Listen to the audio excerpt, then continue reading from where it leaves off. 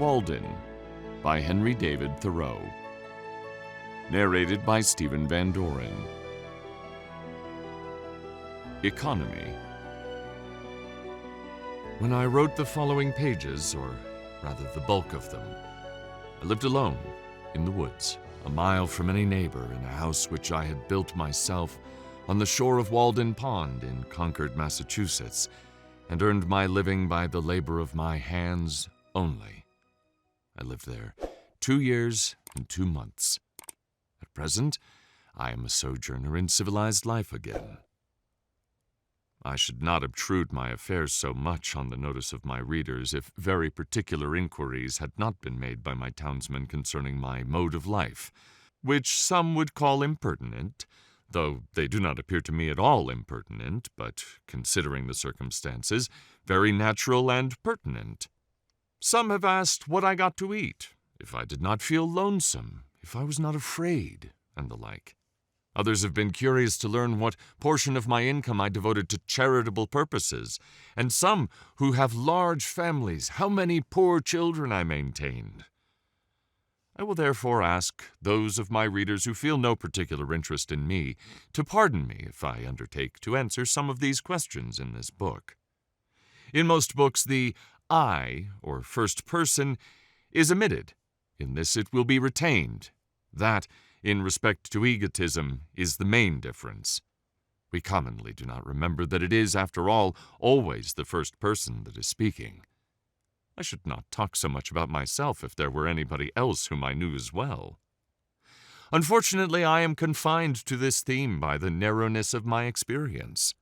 Moreover, I, on my side, require of every writer, first or last, a simple and sincere account of his own life, and not merely what he has heard of other men's lives. Some such account as he would send to his kindred from a distant land.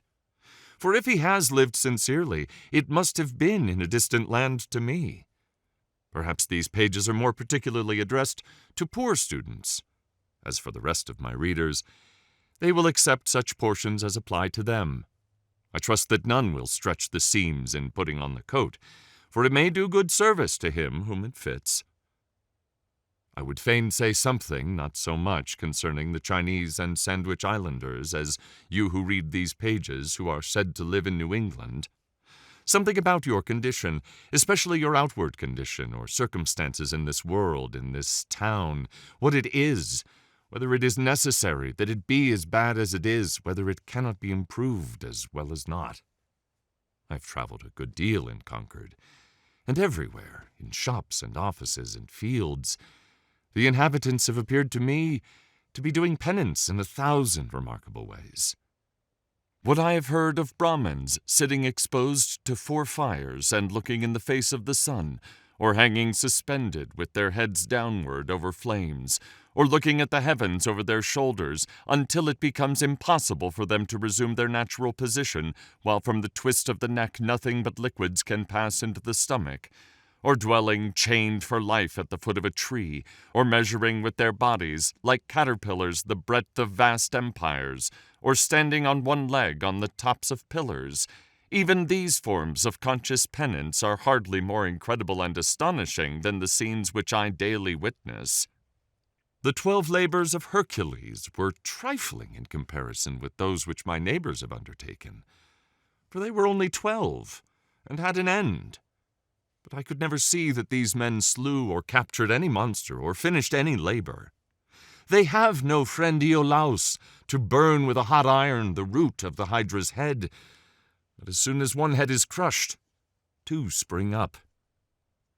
I see young men, my townsmen, whose misfortune it is to have inherited farms, houses, barns, cattle, and farming tools, for these are more easily acquired than got rid of.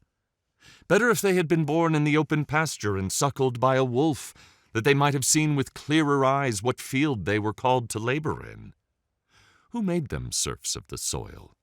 Why should they eat their 60 acres when man is condemned to eat only his peck of dirt? Why should they begin digging their graves as soon as they are born? They've got to live a man's life, pushing all these things before them, and get on as well as they can. How many a poor immortal soul have I met well nigh crushed and smothered under its load, creeping down the road of life, pushing it before a barn 75 feet by 40, its Augean stables never cleansed, and 100 acres of land, tillage, mowing, pasture, and woodlot. The portionless, who struggle with no such unnecessary inherited encumbrances, find it labor enough to subdue and cultivate a few cubic feet of flesh. But men labor under a mistake. The better part of the man is soon plowed into the soil for compost. By a seeming fate, commonly called necessity, they are employed, as it says in an old book, laying up treasures which moth and rust will corrupt and thieves break through and steal. It is a fool's life, as they will find when they get to the end of it, if not before. It is said that Deucalion and Pyrrha created men by throwing stones over their heads behind them. Inde genus durum sumus, experiensque laborum. Et documenta damus qua simus origine nati. Or, as Raleigh rhymes it in his sonorous way, from thence our kind hard-hearted is, enduring pain and care, approving that our bodies of a stony nature are. So much for a blind obedience to a blundering oracle, throwing the stones over their heads behind them and not seeing where they fell. Most men, even in this comparatively free country, through mere ignorance and mistake, are so occupied with the factitious cares and superfluously coarse labors of life that its finer fruits cannot be plucked by them.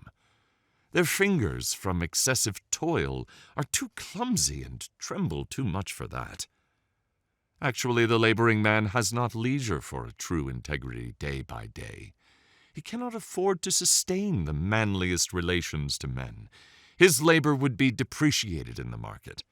He has no time to be anything but a machine. How can he remember well his ignorance, which his growth requires, who has so often to use his knowledge?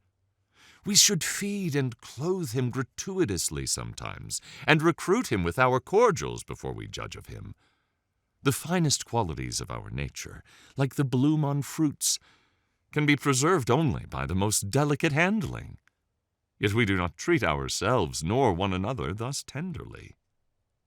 Some of you, we all know, are poor, find it hard to live, are sometimes, as it were, gasping for breath. I have no doubt that some of you who read this book are unable to pay for all the dinners which you have actually eaten, or for the coats and shoes which are fast wearing or are already worn out, and have come to this page to spend borrowed or stolen time, robbing your creditors of an hour. It is very evident what mean and sneaking lives many of you live, for my sight has been whetted by experience. Always on the limits, trying to get into business and trying to get out of debt.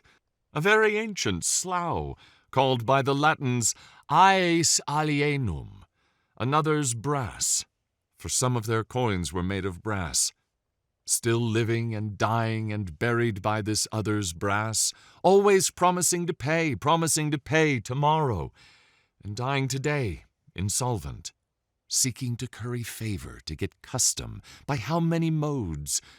Only not state prison offenses, lying, flattering, voting, contracting yourselves into a nutshell of civility, or dilating into an atmosphere of thin and vaporous generosity, that you may persuade your neighbor to let you make his shoes, or his hat, or his coat, or his carriage, or import his groceries for him, making yourselves sick, that you may lay up something against a sick day, something to be tucked away in an old chest or in a stocking behind the plastering, or more safely, in the brick bank, no matter where, no matter how much or how little. I sometimes wonder that we can be so frivolous, I may also say, as to attend to the gross but somewhat foreign form of servitude called Negro slavery. There are so many keen and subtle masters that enslave both North and South. It is hard to have a Southern overseer. It is worse to have a Northern one, but worst of all when you have the slave driver of yourself. Talk of a divinity in man. Look at the teamster on the highway, wending to market by day or night. Does any divinity stir within him? His highest duty to fodder and water his horses. What is his destiny to him compared with the shipping interests? Does he not drive for Squire Make-a-Stir? How godlike, how immortal is he! See how he cowers and sneaks, how vaguely all the day he fears, not being immortal nor divine, but the slave and prisoner of his own opinion of himself, a fame won by his own deeds. Public opinion is a weak tyrant, compared with our own private opinion. What a man thinks of himself, that it is which determines, or rather indicates, his fate. Self-emancipation, even in the West Indian provinces of the fancy and imagination, what Wilberforce is there to bring that about? Think also of the ladies of the land, weaving toilet cushions against the last day, not to betray too green an interest in their fates, as if you could kill time without injuring eternity. The mass of men lead lives of quiet desperation. What is called resignation is confirmed desperation. From the desperate city you go into the desperate country and have to console yourself with the bravery of minks and muskrats. A stereotyped but unconscious despair is concealed even under what are called the games and amusements of mankind. There is no play in them, for this comes after work. But it is a characteristic of wisdom not to do desperate things. When we consider what, to use the words of the Catechism, is the chief end of man, and what are the true necessaries and means of life, it appears as if men had deliberately chosen a common mode of living because they preferred it to any other. Yet they honestly think there is no choice left. But alert and healthy natures remember that the sun rose clear. It is never too late to give up our prejudices. No way of thinking or doing, however ancient, can be trusted without proof. What everybody echoes or in silence passes by as true today may turn out to be falsehood tomorrow, mere smoke of opinion, which some had trusted for a cloud that would sprinkle fertilizing rain on their fields. What old people say you cannot do, you try and find that you can. Old deeds for old people, and new deeds for new. Old people did not know enough once, perchance, to fetch fresh fuel to keep the fire a-going. New people put a little dry wood under a pot and are whirled round the globe with the speed of birds in a way to kill old people, as the old phrase is. Age is no better, hardly so well qualified for an instructor as youth, for it has not profited so much as it has lost. One may almost doubt if the wisest man has learned anything of absolute value by living. Practically, the old have no very important advice to give the young. Their own experience has been so partial, and their lives have been such miserable failures for private reasons, as they must believe. And it may be that they have some faith left which belies that experience, and they are only less young than they were. I have lived some 30 years on this planet, and I have yet to hear the first syllable of valuable or even earnest advice from my seniors. They have told me nothing, and probably cannot tell me anything to the purpose. Here is life, an experiment to a great extent untried by me, but it does not avail me that they have tried it. If I have any experience which I think valuable, I am sure to reflect that this my mentors said nothing about. One farmer says to me, "You cannot live on vegetable food solely, for it furnishes nothing to make bones with."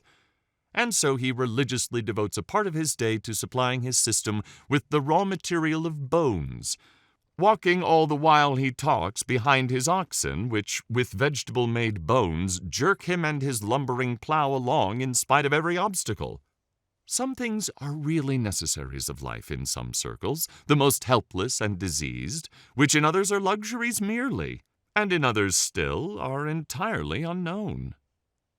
The whole ground of human life seems to some to have been gone over by their predecessors, both the heights and the valleys, and all things to have been cared for.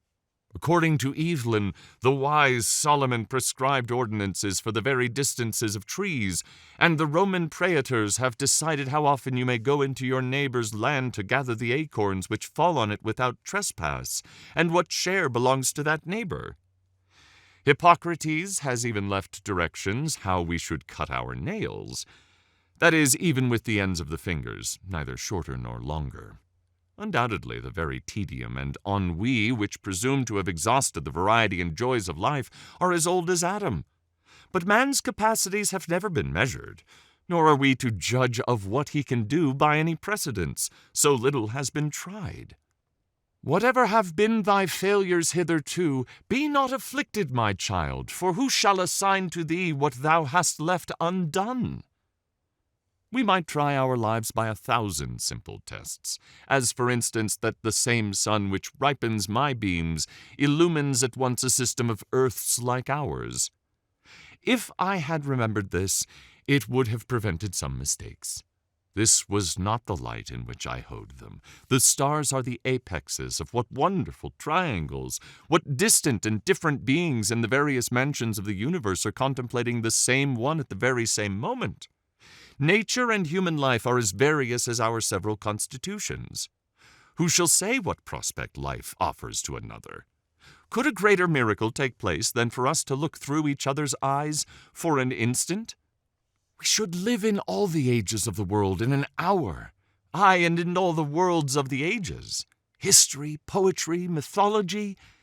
I know of no reading of another's experience so startling and informing as this would be.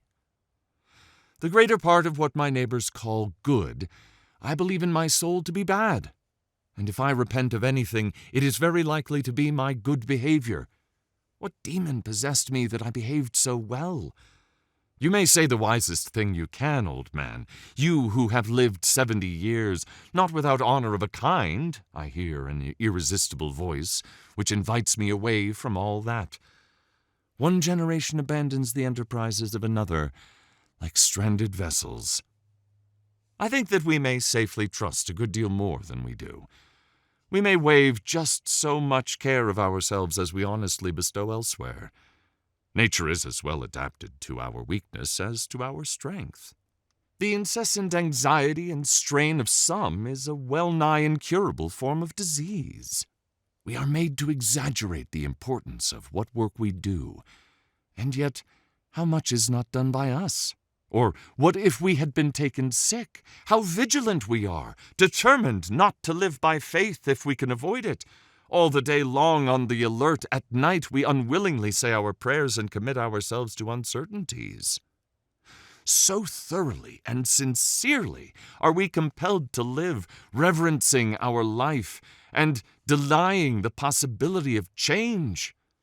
This is the only way, we say. But there are as many ways as there can be drawn radii from one center. All change is a miracle to contemplate, but it is a miracle which is taking place every instant.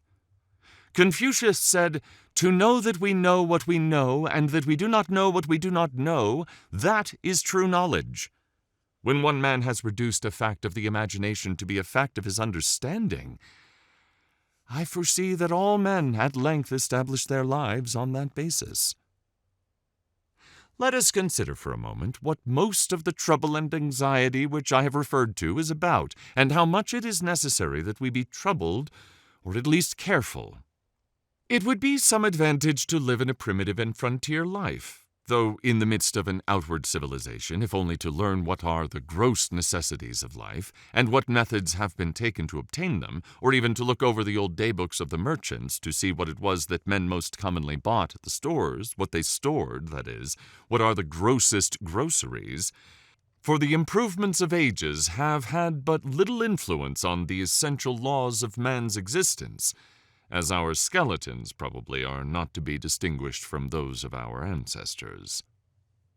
By the words necessary of life, I mean whatever of all that man obtains by his own exertions has been from the first, or from long use has become, so important to human life that few, if any, whether from savageness or poverty or philosophy, ever attempt to do without it. To many creatures, there is in this sense but one necessary of life, food. To the bison of the prairie it is a few inches of palatable grass, with water to drink, unless he seeks the shelter of the forest or the mountain's shadow. None of the brute creation requires more than food and shelter. The necessaries of life for man in this climate may, accurately enough, be distributed under the several heads of food, shelter, clothing, and fuel. For not till we have secured these are we prepared to entertain the true problems of life with freedom and a prospect of success. Man has invented not only houses, but clothes and cooked food, and possibly from the accidental discovery of the warmth of fire and the consequent use of it, at first a luxury, arose the present necessity to sit by it. We observe cats and dogs acquiring the same second nature. By proper shelter and clothing we legitimately retain our own internal heat, but with an excess of these, or of fuel that is, with an external heat greater than our own internal, may not cookery properly be said to begin? Darwin, the naturalist, says of the inhabitants of Tierra del Fuego that, while his own party, who were well clothed and sitting close to a fire, were far from too warm, these naked savages, who were farther off, were observed, to his great surprise, to be streaming with perspiration at undergoing such a roasting. So, we are told, the New Hollander goes naked with impunity, while the European shivers in his clothes. Is it possible to combine the hardiness of these savages with the intellectualness of the civilized man? According to Liebig, man's body is a stove, and food the fuel which keeps up the internal combustion in the lungs. In cold weather we eat more, in warm less. The animal heat is the result of a slow combustion, and disease and death take place when this is too rapid. Or for want of fuel, or from some defect in the draught, the fire goes out. Of course, the vital heat is not to be confounded with fire, but so much for analogy. It appears, therefore, from the above list, that the expression animal life is nearly synonymous with the expression animal heat. For while food may be regarded as the fuel which keeps up the fire within us, and fuel serves only to prepare that food or to increase the warmth of our bodies by addition from without, shelter and clothing also serve only to retain the heat thus generated and absorbed. The grand necessity, then, for our bodies is to keep warm, to keep the vital heat in us. What pains we accordingly take, not only with our food and clothing and shelter, but with our beds, which are our night clothes, robbing the nests and breasts of birds to prepare the shelter within a shelter, as the mole has its bed of grass and leaves at the end of its burrow. The poor man is wont to complain that this is a cold world, and to cold no less physical than social we refer directly a great part of our ails. The summer, in some climates, makes possible to man a sort of Elysian life. Fuel, except to cook his food, is then unnecessary. The sun is his fire, and many of the fruits are sufficiently cooked by its rays. While food generally is more various and more easily obtained, and clothing and shelter are wholly or half unnecessary. At the present day, and in this country as I find by my own experience, a few implements, a knife, an axe, a spade, a wheelbarrow, etc., and for the studious, lamplight, stationery, and access to a few books, rank next to necessaries, and can all be obtained at a trifling cost. Yet some, not wise, go to the other side of the globe, to barbarous and unhealthy regions, and devote themselves to trade for 10 or 20 years in order that they may live, that is, keep comfortably warm, and die in New England at last. The luxuriously rich are not simply kept comfortably warm, but unnaturally hot. As I implied before, they are cooked, of course, à la mode. Most of the luxuries and many of the so-called comforts of life are not only not indispensable, but positive hindrances to the elevation of mankind. With respect to luxuries and comforts, the wisest have ever lived a more simpler and meager life than the poor. The ancient philosophers, Chinese, Hindu, Persian, and Greek, were a class than which none has been poorer in outward riches, none so rich in inward. We know not much about them. It is remarkable that we know so much of them as we do. The same is true of the more modern reformers and benefactors of their race. None can be an impartial or wise observer of human life but from the vantage ground of what we should call voluntary poverty. Of a life of luxury, the fruit is luxury, whether in agriculture or commerce or literature or art. There are nowadays professors of philosophy, but not philosophers. Yet it is admirable to profess because it was once admirable to live. To be a philosopher is not merely to have subtle thoughts, nor even to found a school, but so to love wisdom as to live according to its dictates, a life of simplicity, independence, magnanimity, and trust. It is to solve some of the problems of life, not only theoretically but practically. The success of great scholars and thinkers is commonly a courtier-like success, not kingly, not manly. They make shift to live merely by conformity, practically as their fathers did, and are in no sense the progenitors of a noble race of men. But why do men degenerate ever? What makes families run out? What is the nature of the luxury which enervates and destroys nations? Are we sure that there is none of it in our own lives? The philosopher is in advance of his age, even in the outward form of his life. He is not fed, sheltered, clothed, warmed like his contemporaries. How can a man be a philosopher and not maintain his vital heat by better methods than other men? When a man is warmed by the several modes which I have described, what does he want next? Surely not more warmth of the same kind, as more and richer food, larger and more splendid houses, finer and more abundant clothing, more numerous, incessant and hotter fires, and the like. When he has obtained those things which are necessary to life, there is another alternative than to obtain the superfluities, and that is to adventure on life now, his vacation from humbler toil having commenced. The soil, it appears, is suited to the seed, for it has sent its radicle downward, and it may now send its shoot upward also with confidence. Why has man rooted himself thus firmly in the earth, but that he may rise in the same proportion into the heavens above? For the nobler plants are valued for the fruit they bear at last in the air and light, far from the ground, and are not treated like the humbler esculents, which, though they may be biennials, are cultivated only till they have perfected their root, and often cut down at top for this purpose, so that most would not know them in their flowering season. I do not mean to prescribe rules to strong and valiant natures, who will mind their own affairs whether in heaven or hell, and perchance build more magnificently and spend more lavishly than the richest, without ever impoverishing themselves, not knowing how they live, if indeed there are any such, as has been dreamed, nor to those who find their encouragement and inspiration in precisely the present condition of things, and cherish it with the fondness and enthusiasm of lovers. And to some extent, I reckon myself in this number. I do not speak to those who are well employed in whatever circumstances, and they know whether they are well employed or not, but mainly to the mass of men who are discontented and idly complaining of the hardness of their lot or of the times, when they might improve them.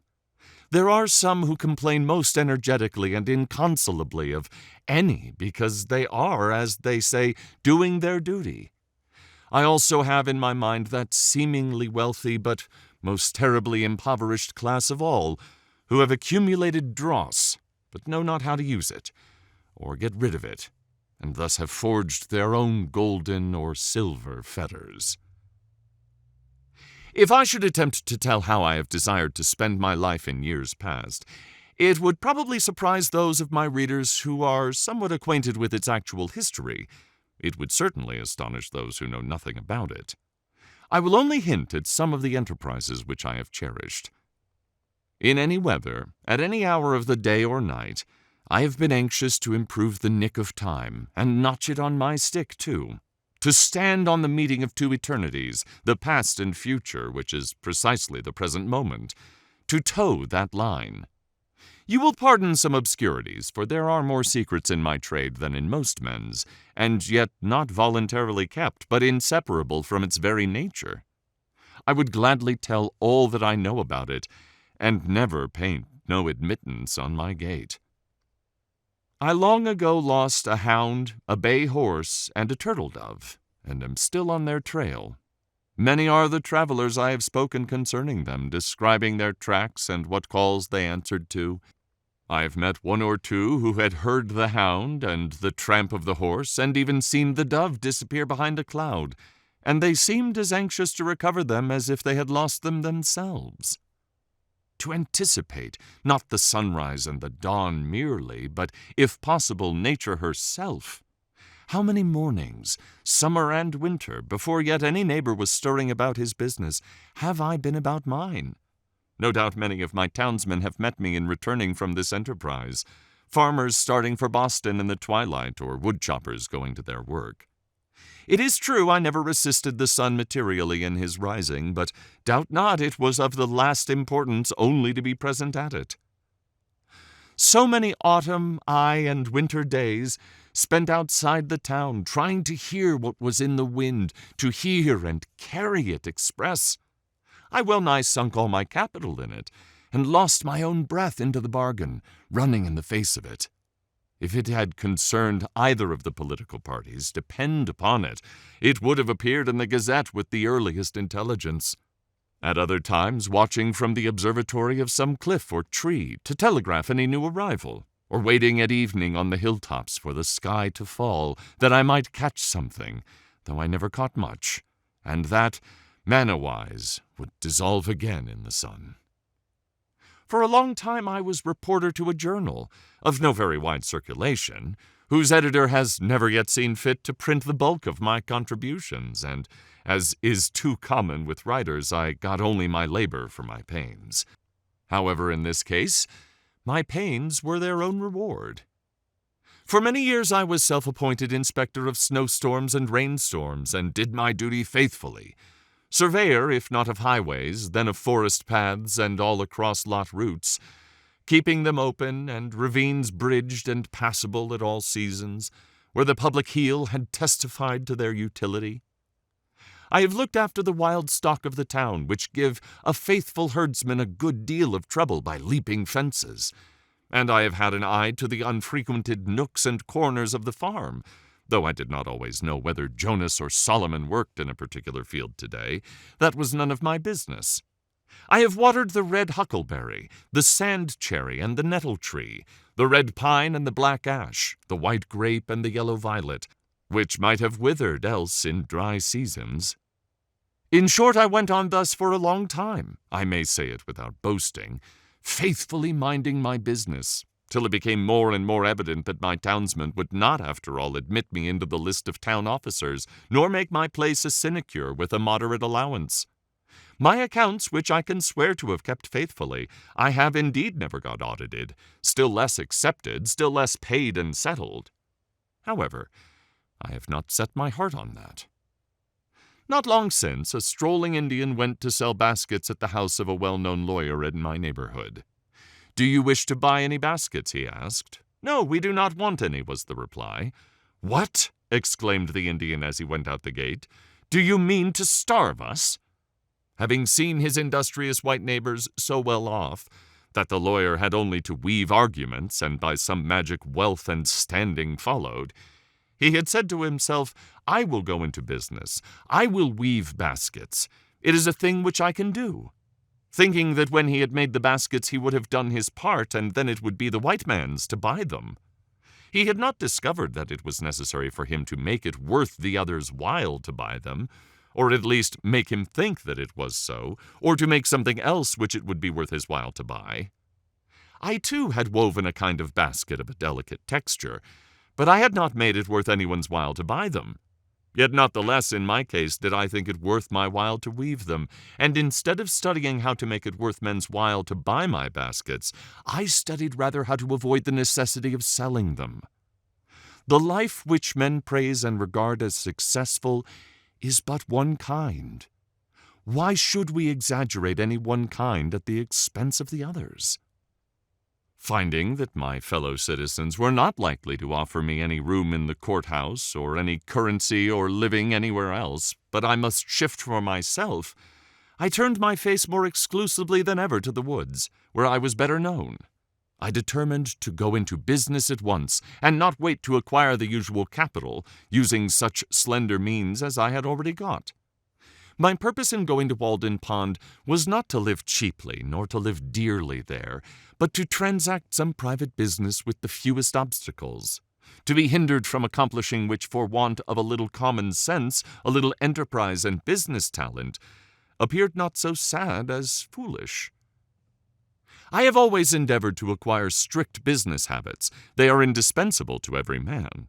If your trade is with the Celestial Empire, then some small counting house on the coast in some Salem harbor will be fixture enough. You will export such articles as the country affords, purely native products, much ice and pine timber and a little granite, always in native bottoms. These will be good ventures. To oversee all the details yourself in person, to be at once pilot and captain and owner and underwriter, to buy and sell and keep the accounts, to read every letter received and write or read every letter sent, to superintend the discharge of imports night and day, to be upon many parts of the coast almost at the same time. Often the richest freight will be discharged upon a Jersey shore. To be your own telegraph, unweariedly sweeping the horizons, speaking all passing vehicles bound coastwise. To keep up a steady dispatch of commodities for the supply of such a distant and exorbitant market. To keep yourself informed of the state of the markets, prospects of war and peace everywhere, and anticipate the tendencies of trade and civilization, taking advantage of the results of all exploring expeditions, using new passages and all improvements in navigation, charts to be studied, the position of reefs and new lights and buoys to be ascertained, and ever the logarithmic tables to be corrected, for by the error of some calculator the vessel often splits upon a rock that should have reached a friendly pier. There is the untold fate of La Perouse. Universal science to be kept pace with, studying the lives of all great discoverers and navigators, great adventurers and merchants, from Hanno and the Phoenicians down to our day. In fine, account of stock to be taken from time to know how you stand. It is a labor to task the faculties of a man, such problems of profit and loss, of interest, of tare and tret, and gauging of all kinds in it, as demand a universal knowledge. I have thought that Walden Pond would be a good place for business, not solely on account of the railroad and the ice trade. It offers advantages which it may not be good policy to divulge. It is a good port and a good foundation. No Neva marshes to be filled, though you must everywhere build on piles of your own driving. It is said that a flood tide with a westerly wind and ice in the Neva would sweep St. Petersburg from the face of the earth. As this business was to be entered into without the usual capital, it may not be easy to conjecture where those means, that will still be indispensable to every such undertaking, were to be obtained. As for clothing, to come at once to the practical part of the question, perhaps we are led oftener by the love of novelty and a regard for the opinions of men in procuring it, than by a true utility. Let him who has work to do recollect that the object of clothing is, first, to retain the vital heat, and secondly, in this state of society, to cover nakedness, and he may judge how much of any necessary or important work may be accomplished without adding to his wardrobe. Kings and queens who wear a suit but once, though made by some tailor or dressmaker to their majesties, cannot know the comfort of wearing a suit that fits. They are no better than wooden horses to hang the clean clothes on. Every day our garments become more assimilated to ourselves, receiving the impress of the wearer's character, until we hesitate to lay them aside without such delay and medical appliances and some such solemnity even as our bodies. No man ever stood the lower in my estimation for having a patch in his clothes. Yet I am sure that there is greater anxiety, commonly, to have fashionable or at least clean and unpatched clothes than to have a sound conscience. But even if the rent is not mended, perhaps the worst vice betrayed is improvidence. I sometimes try my acquaintances by such tests as this. Who could wear a patch or 2 extra seams only over the knee? Most behave as if they believed that their prospects for life would be ruined if they should do it. It would be easier for them to hobble to town with a broken leg than with a broken pantaloon.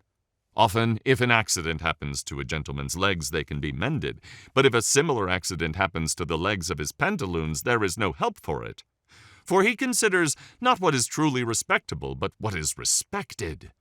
We know but few men, a great many coats and breeches.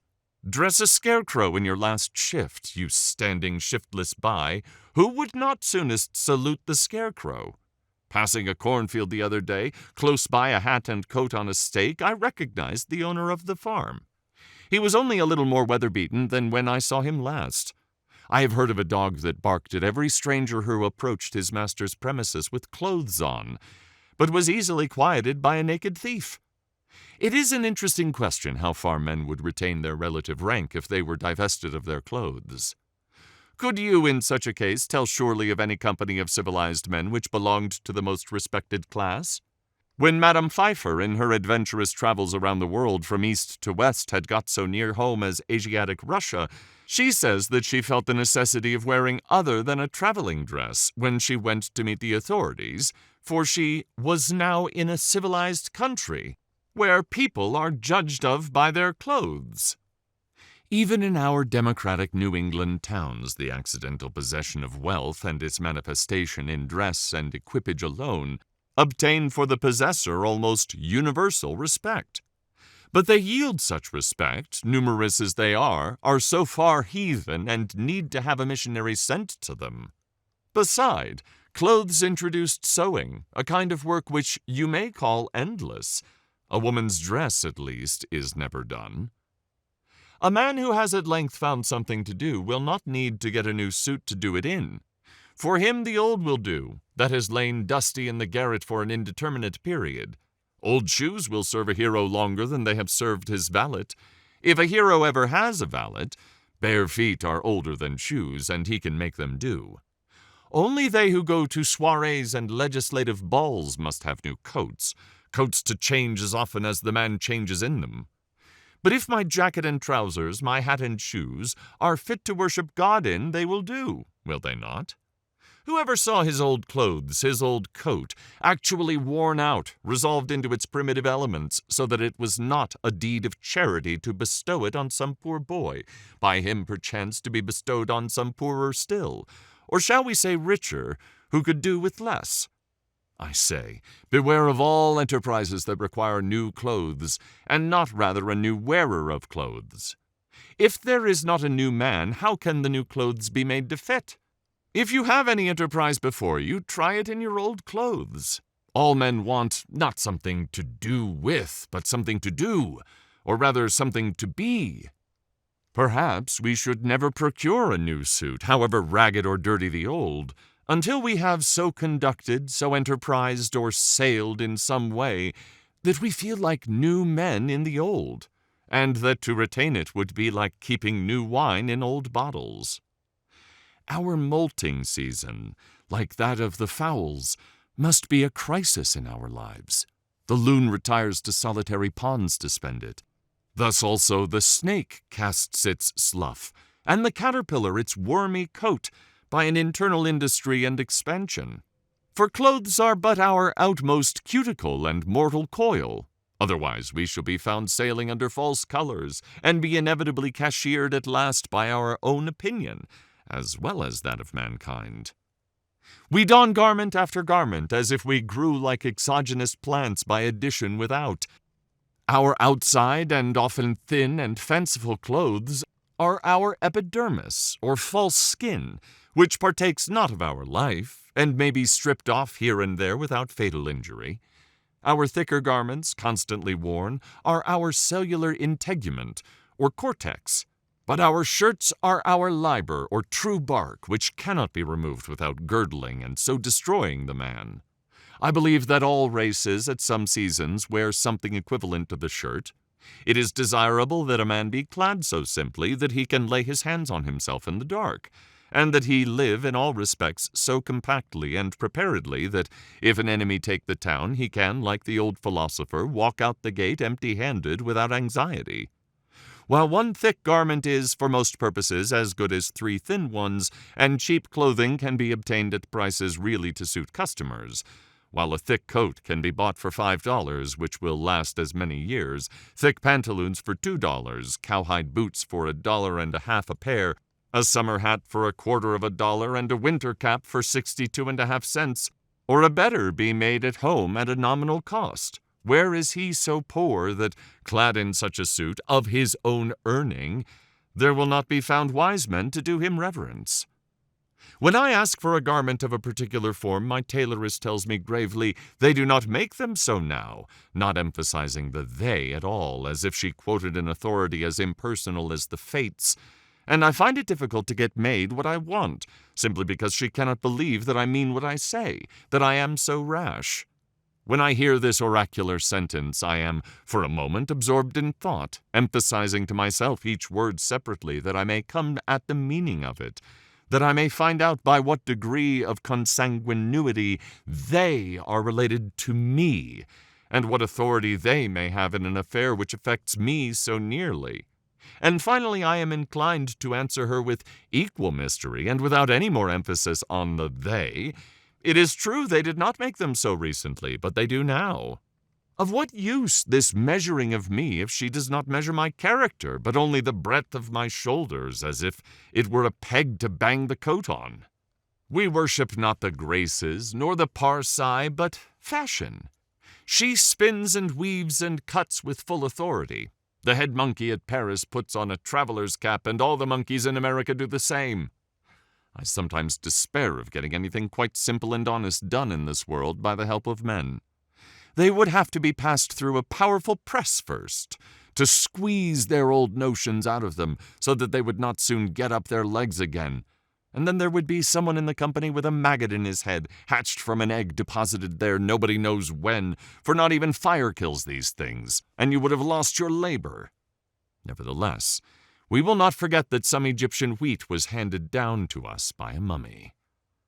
On the whole, I think that it cannot be maintained that dressing has in this or any country risen to the dignity of an art. At present, men make shift to wear what they can get. Like shipwrecked sailors, they put on what they can find on the beach, and at a little distance, whether of space or time, laugh at each other's masquerade. Every generation laughs at the old fashions, but follows religiously the new.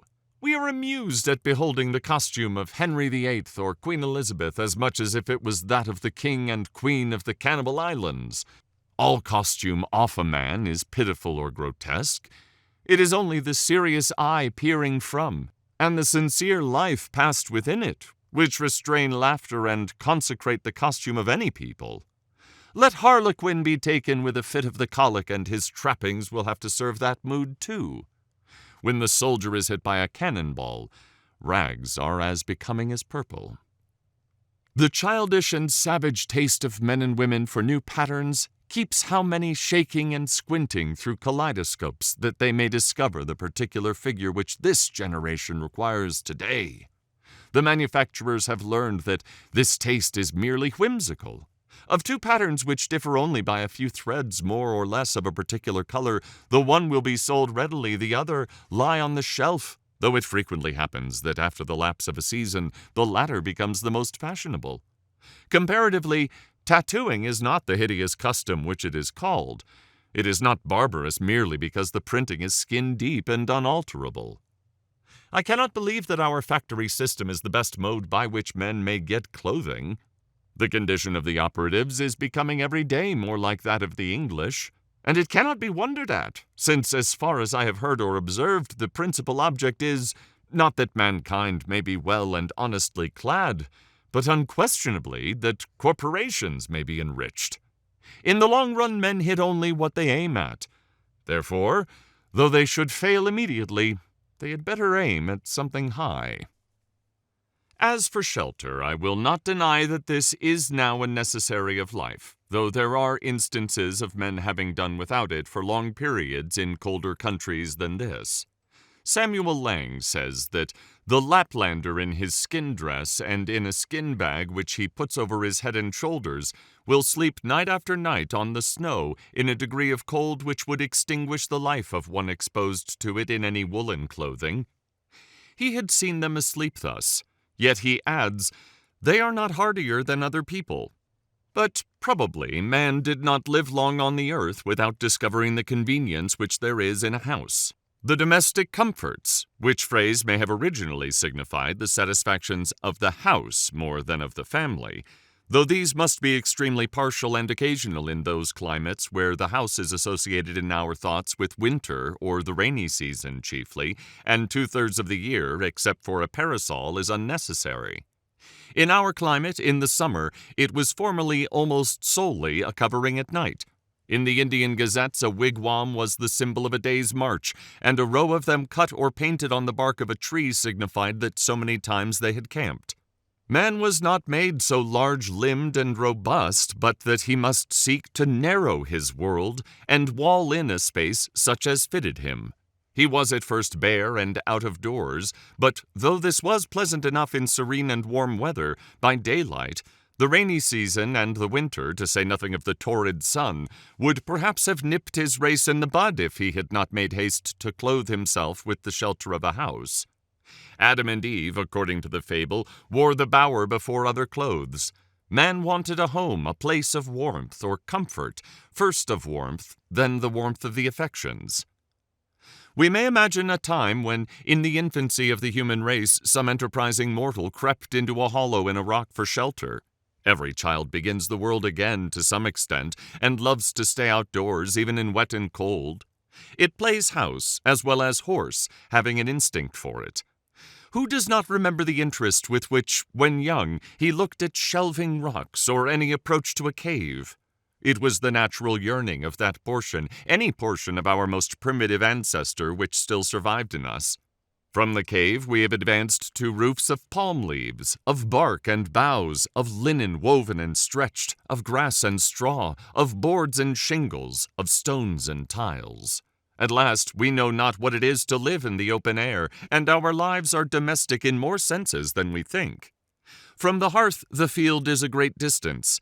It would be well, perhaps, if we were to spend more of our days and nights without any obstruction between us and the celestial bodies, if the poet did not speak so much from under a roof, or the saint dwell there so long. Birds do not sing in caves, nor do doves cherish their innocence in dovecots. However, if one designs to construct a dwelling house, it behooves him to exercise a little Yankee shrewdness, lest after all he find himself in a workhouse, a labyrinth without a clue, a museum, an almshouse, a prison, or a splendid mausoleum instead. Consider first how slight a shelter is absolutely necessary. I have seen Penobscot Indians in this town, living in tents of thin cotton cloth, while the snow was nearly a foot deep around them, and I thought that they would be glad to have it deeper to keep out the wind. Formerly, when how to get my living honestly, with freedom left for my proper pursuits, was a question which vexed me even more than it does now, for unfortunately I am become somewhat callous, I used to see a large box by the railroad, 6 feet long by 3 feet wide, in which the laborers locked up their tools at night. And it suggested to me that every man who was hard pushed might get such a one for $1, and having bored a few auger holes in it, to admit the air at least, get into it when it rained and at night, and hook down the lid, and so have freedom in his love, and in his soul be free. This did not appear the worst, nor by any means a despicable alternative. You could sit up as late as you pleased, and whenever you got up, go abroad without any landlord or house-lord dogging you for rent. Many a man is harassed to death to pay the rent of a larger and more luxurious box who would not have frozen to death in such a box as this. I am far from jesting. Economy is a subject which admits of being treated with levity, but it cannot so be disposed of. A comfortable house for a rude and hardy race that lived mostly out of doors was once made here almost entirely of such materials as nature furnished ready to their hands. Gookin, who was superintendent of the Indians subject to the Massachusetts colony, writing in 1674, says, "The best of their houses are covered very neatly, tight and warm, with barks of trees, slipped from their bodies at those seasons when the sap is up, and made into great flakes, with pressure of weighty timber when they are green. The meaner sort are covered with mats, which they make of a kind of bulrush, and are also indifferently tight and warm, but not so good as the former. Some I have seen, 60 or 100 feet long and 30 feet broad, I have often lodged in their wigwams and found them as warm as the best English houses." He adds that they were commonly carpeted and lined within with well-wrought embroidered mats, and were furnished with various utensils. The Indians had advanced so far as to regulate the effect of the wind by a mat suspended over the hole in the roof and moved by a string. Such a lodge was, in the first instance, constructed in a day or two at most, and taken down and put up in a few hours, and every family owned one, or its apartment in one. In the savage state, every family owns a shelter as good as the best, and sufficient for its coarser and simpler wants. But I think that I speak within bounds when I say that, though the birds of the air have their nests, and the foxes their holes, and the savages their wigwams, in modern civilized society not more than one-half the families own a shelter. In the large towns and cities where civilization especially prevails, the number of those who own a shelter is a very small fraction of the whole. The rest pay an annual tax for this outside garment of all, become indispensable summer and winter, which would buy a village of Indian wigwams, but now helps to keep them poor as long as they live. I do not mean to insist here on the disadvantage of hiring compared with owning, but it is evident that the savage owns his shelter because it costs so little, while the civilized man hires his commonly because he cannot afford to own it. Nor can he, in the long run, any better afford to hire. "But," answers one, "by merely paying this tax, the poor civilized man secures an abode, which is a palace compared with the savages, an annual rent of from $25 to $100, these are the country rates, entitles him to the benefit of the improvements of centuries, spacious apartments, clean paint and paper, Rumford fireplace, back plastering, Venetian blinds, copper pump, spring lock, a commodious cellar, and many other things." But how happens it that he who is said to enjoy these things is so commonly a poor civilized man, while the savage who has them not is rich as a savage? If it is asserted that civilization is a real advance in the condition of man, and I think that it is, though only the wise improve their advantages, it must be shown that it has produced better dwellings without making them more costly. And the cost of a thing is the amount of what I will call life, which is required to be exchanged for it, immediately or in the long run. An average house in this neighborhood costs perhaps $800, and to lay up this sum will take from 10 to 15 years of the laborer's life, even if he is not encumbered with a family, estimating the pecuniary value of every man's labor at $1 a day, for if some receive more, others receive less, so that he must have spent more than half his life commonly before his wigwam will be earned. If we suppose him to pay a rent instead, this is but a doubtful choice of evils. Would the savage have been wise to exchange his wigwam for a palace on these terms? It may be guessed that I reduce almost the whole advantage of holding this superfluous property as a fund in store against the future, so far as the individual is concerned, mainly to the defraying of funeral expenses. But perhaps a man is not required to bury himself. Nevertheless, this points to an important distinction between the civilized man and the savage, and no doubt they have designs on us for our benefit in making the life of a civilized people an institution in which the life of the individual is to a great extent absorbed in order to preserve and perfect that of the race. But I wish to show at what a sacrifice this advantage is at present obtained, and to suggest that we may possibly so live as to secure all the advantage without suffering any of the disadvantage. What mean ye by saying that the poor ye have always with you, or that the fathers have eaten sour grapes, and the children's teeth are set on edge? As I live, saith the Lord God, ye shall not have occasion any more to use this proverb in Israel. Behold, all souls are mine. As the soul of the Father, so also the soul of the Son is mine. The soul that sinneth, it shall die. When I consider my neighbors, the farmers of Concord, who are at least as well off as the other classes, I find that for the most part they have been toiling 20, 30, or 40 years that they may become the real owners of their farms, which commonly they have inherited with encumbrances or else bought with hired money, and we may regard 1/3 of that toil as the cost of their houses, but commonly they have not paid for them yet. It is true, the encumbrances sometimes outweigh the value of the farm, so that the farm itself becomes one great encumbrance, and still a man is found to inherit it, being well acquainted with it, as he says. On applying to the assessors, I am surprised to learn that they cannot at once name a dozen in the town who own their farms free and clear. If you would know the history of these homesteads, inquire at the bank where they are mortgaged. The man who has actually paid for his farm with labor on it is so rare that every neighbor can point to him. I doubt if there are 3 such men in Concord. What has been said of the merchants, that a very large majority, even 97 in 100, are sure to fail, is equally true of the farmers. With regard to the merchants, however, one of them says pertinently that a great part of their failures are not genuine pecuniary failures, but merely failures to fulfill their engagements because it is inconvenient. That is, it is the moral character that breaks down. But this puts an infinitely worse face on the matter, and suggests beside that probably not even the other 3 succeed in saving their souls, but are perchance bankrupt in a worse sense than they who fail honestly.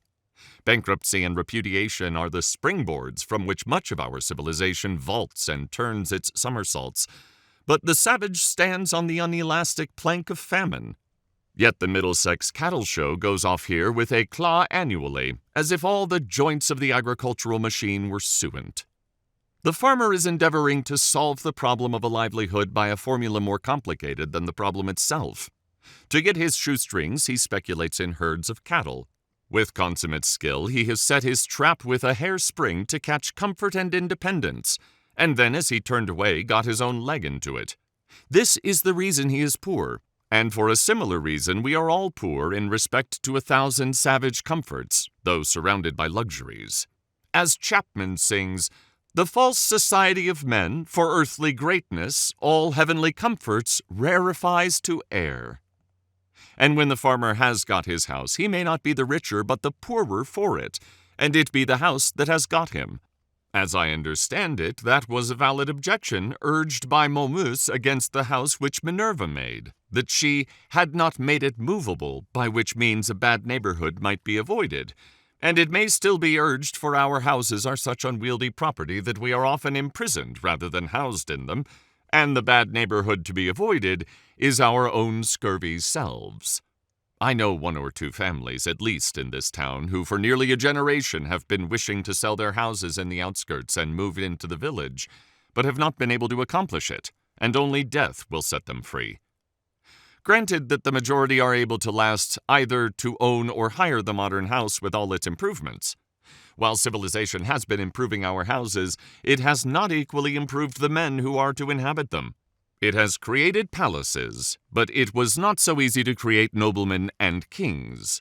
And if the civilized man's pursuits are no worthier than the savage's, if he is employed the greater part of his life in obtaining gross necessaries and comforts merely, why should he have a better dwelling than the former? But how do the poor minority fare? Perhaps it will be found that just in proportion as some have been placed in outward circumstances above the savage, others have been degraded below him. The luxury of one class is counterbalanced by the indigence of another. On the one side is the palace, on the other are the almshouse and silent poor. The myriads who build the pyramids to be the tombs of the pharaohs were fed on garlic, and it may be were not decently buried themselves. The mason who finishes the cornice of the palace returns at night perchance to a hut not so good as a wigwam. It is a mistake to suppose that in a country where the usual evidences of civilization exist, the condition of a very large body of the inhabitants may not be as degraded as that of savages. I refer to the degraded poor, not now to the degraded rich. To know this, I should not need to look farther than to the shanties which everywhere border our railroads, that last improvement in civilization, where I see in my daily walks human beings living in sties, and all winter with an open door for the sake of light, without any visible, often imaginable woodpile, and the forms of both old and young are permanently contracted by the long habit of shrinking from the cold and misery, and the development of all their limbs and faculties is checked. It certainly is fair to look at that class by whose labor the works which distinguish this generation are accomplished. Such, too, to a greater or less extent, is the condition of the operatives of every denomination in England, which is the great workhouse of the world. Or I could refer you to Ireland, which is marked as one of the white or enlightened spots on the map. Contrast the physical condition of the Irish with that of the North American Indian, or the South Sea Islander, or any other savage race before it was degraded by contact with the civilized man. Yet I have no doubt that that people's rulers are as wise as the average of civilized rulers. Their condition only proves what squalidness may consist with civilization. I hardly need refer now to the laborers in our southern states who produce the staple exports of this country, and are themselves a staple production of the South, but to confine myself to those who are said to be in moderate circumstances. Most men appear never to have considered what a house is, and are actually, though needlessly poor, all their lives, because they think that they must have such a one as their neighbors have. As if one were to wear any sort of coat which the tailor might cut out for him, or gradually leaving off palm leaf hat or cap of woodchuck skin, complain of hard times because he could not afford to buy him a crown. It is possible to invent a house still more convenient and luxurious than we have, which yet all would admit that man could not afford to pay for. Shall we always study to obtain more of these things, and not sometimes to be content with less? Shall the respectable citizen thus gravely teach, by precept and example, the necessity of the young man's providing a certain number of superfluous glow-shoes and umbrellas and empty guest chambers for empty guests before he dies? Why should not our furniture be as simple as the Arabs or the Indians? When I think of the benefactors of the race whom we have apotheosized as messengers from heaven, bearers of divine gifts to man, I do not see in my mind any retinue at their heels, any carload of fashionable furniture. Or what if I were to allow, would it not be a singular allowance, that our furniture should be more complex than the Arabs, in proportion as we are morally and intellectually his superiors? At present our houses are cluttered and defiled with it, and a good housewife would sweep out the greater part into the dust-hole, and not leave her morning's work undone. Morning work! By the blushes of Aurora and the music of Memnon, what should be man's morning work in this world? I had 3 pieces of limestone on my desk, but I was terrified to find that they required to be dusted daily, when the furniture of my mind was all undusted still, and threw them out the window in disgust. How then could I have a furnished house? I would rather sit in the open air, for no dust gathers on the grass unless where man has broken ground. It is the luxurious and dissipated who set the fashions which the herd so diligently follow. The traveler who stops at the best houses, so called, soon discovers this, for the publicans presume him to be a Sardanapalus, and if he resigned himself to their tender mercies, he would soon be completely emasculated.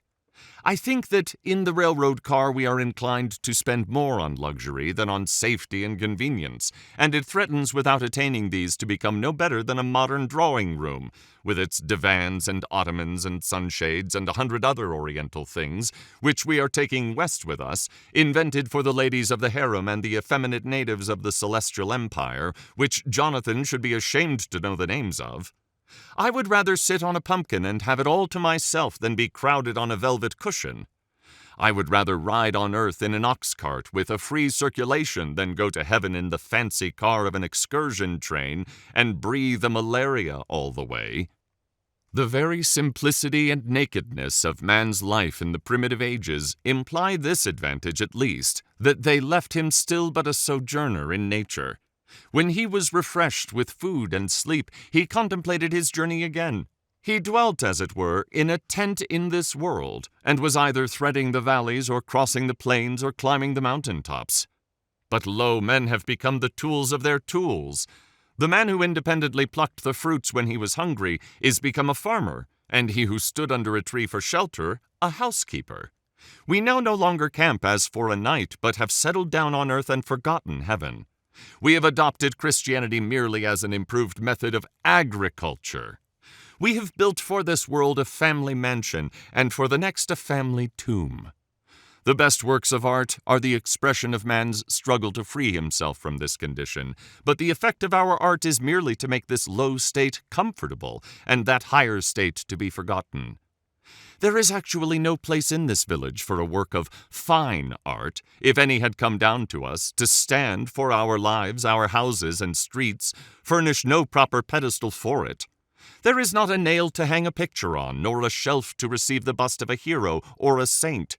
When I consider how our houses are built and paid for, or not paid for, and their internal economy managed and sustained, I wonder that the floor does not give way under the visitor while he is admiring the gewgaws upon the mantelpiece, and let him through into the cellar to some solid and honest, though earthy foundation. I cannot but perceive that this so-called rich and refined life is a thing jumped at, and I do not get on in the enjoyment of the fine arts which adorn it, my attention being wholly occupied with the jump. For I remember that the greatest genuine leap due to human muscles alone on record is that of certain wandering Arabs who are said to have cleared 25 feet on level ground. Without factitious support, man is sure to come to earth again beyond that distance. The first question which I am tempted to put to the proprietor of such great impropriety is, who bolsters you? Are you one of the 97 who fail, or the 3 who succeed? Answer me these questions, and then perhaps I may look at your baubles and find them ornamental. The cart before the horse is neither beautiful nor useful. Before we can adorn our houses with beautiful objects, the walls must be stripped, and our lives must be stripped, and beautiful housekeeping and beautiful living be laid for a foundation. Now, a taste for the beautiful is most cultivated out of doors, where there is no house and no housekeeper. Old Johnson, in his Wonder-working Providence, speaking of the first settlers of this town with whom he was contemporary, tells us that they burrow themselves in the earth for their first shelter under some hillside, and casting the soil aloft upon timber, they make a smoky fire against the earth at the highest side. They did not provide them houses, says he, till the earth by the Lord's blessing brought forth bread to feed them, and the first year's crop was so light that they were forced to cut their bread very thin for a long season. The secretary of the province of New Netherland, writing in Dutch in 1650, for the information of those who wished to take up land there, states more particularly that those in New Netherland, and especially in New England, who have no means to build farmhouses at first according to their wishes, dig a square pit in the ground, cellar fashion, 6 or 7 feet deep, as long and as broad as they think proper, case the earth inside with wood all round the wall, and line the wood with the bark of trees or something else to prevent the caving in of the earth. Floor this cellar with plank and wainscot it overhead for a ceiling, raise a roof of spars clear up, and cover the spars with bark or green sods, so they can live dry and warm in these houses with their entire families for 2, 3, and 4 years, it being understood that partitions are run through those cellars which are adapted to the size of the family. The wealthy and principal men in New England, in the beginning of the colonies, commenced their first dwelling-houses in this fashion for 2 reasons. Firstly, in order not to waste time in building, and not to want food the next season. Secondly, in order not to discourage poor laboring people whom they brought over in numbers from fatherland. In the course of 3 or 4 years, when the country became adapted to agriculture, they built themselves handsome houses, spending on them several thousands. In this course, which our ancestors took, there was a show of prudence, at least, as if their principle were to satisfy the more pressing wants first. But are the more pressing wants satisfied now? When I think of acquiring for myself one of our luxurious dwellings, I am deterred, for, so to speak, the country is not yet adapted to human culture, and we are still forced to cut our spiritual bread far thinner than our forefathers did their wheaten. Not that all architectural ornament is to be neglected even in the rudest periods, but let our houses first be lined with beauty, where they come in contact with our lives, like the tenement of the shellfish, and not overlaid with it. But alas, I have been inside 1 or 2 of them and know what they are lined with. Though we are not so degenerate but that we might possibly live in a cave or a wigwam or wear skins today, it certainly is better to accept the advantages, though so dearly bought, which the invention and industry of mankind offer. In such a neighborhood as this, boards and shingles, lime and bricks, are cheaper and more easily obtained than suitable caves, or whole logs, or bark in sufficient quantities, or even well-tempered clay or flat stones. I speak understandingly on this subject, for I have made myself acquainted with it both theoretically and practically. With a little more wit, we might use these materials so as to become richer than the richest now are, and make our civilization a blessing. The civilized man is a more experienced and wiser savage. But to make haste to my own experiment. Near the end of March 1845, I borrowed an axe and went down to the woods by Walden Pond, nearest to where I intended to build my house, and began to cut down some tall, arrowy white pines, still in their youth, for timber. It is difficult to begin without borrowing, but perhaps it is the most generous course thus to permit your fellow men to have an interest in your enterprise. The owner of the axe, as he released his hold on it, said that it was the apple of his eye, but I returned it sharper than I received it.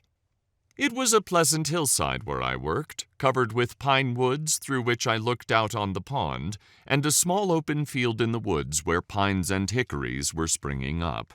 The ice in the pond was not yet dissolved, though there were some open spaces, and it was all dark-colored and saturated with water. There were some slight flurries of snow during the days that I worked there, but for the most part, when I came out onto the railroad on my way home, its yellow sand heap stretched away gleaming in the hazy atmosphere, and the rails shone in the spring sun, and I heard the lark and pewee and other birds already come to commence another year with us. They were pleasant spring days in which the winter of man's discontent was thawing as well as the earth, and the life that had laid torpid began to stretch itself. One day when my axe had come off and I had cut a green hickory for a wedge, driving it with a stone, and had placed the hole to soak in a pond hole in order to swell the wood, I saw a striped snake run into the water, and he lay on the bottom, apparently without inconvenience, as long as I stayed there, or more than a quarter of an hour. Perhaps because he had not yet fairly come out of the torpid state. It appeared to me that for a like reason men remain in their present low and primitive condition, but if they should feel the influence of the spring of springs arousing them, they would of necessity rise to a higher and more ethereal life. I had previously seen the snakes in frosty mornings in my path, with portions of their bodies still numb and inflexible, waiting for the sun to thaw them. On the 1st of April it rained and melted the ice, and in the early part of the day, which was very foggy, I heard a stray goose groping about over the pond and cackling as if lost, or like the spirit of the fog.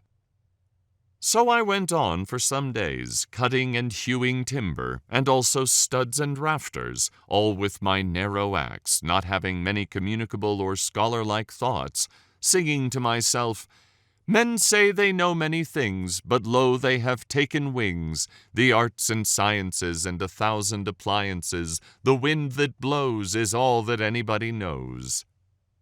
I hewed the main timbers 6 inches square, most of the studs on 2 sides only, and the rafters and floor timbers on 1 side, leaving the rest of the bark on so that they were just as straight and much stronger than sawed ones. Each stick was carefully mortised or tenoned by its stump, for I had borrowed other tools by this time. My days in the woods were not very long ones, yet I usually carried my dinner of bread and butter and read the newspaper in which it was wrapped at noon, sitting amid the green pine boughs which I had cut off, and to my bread was imparted some of their fragrance, for my hands were covered with a thick coat of pitch.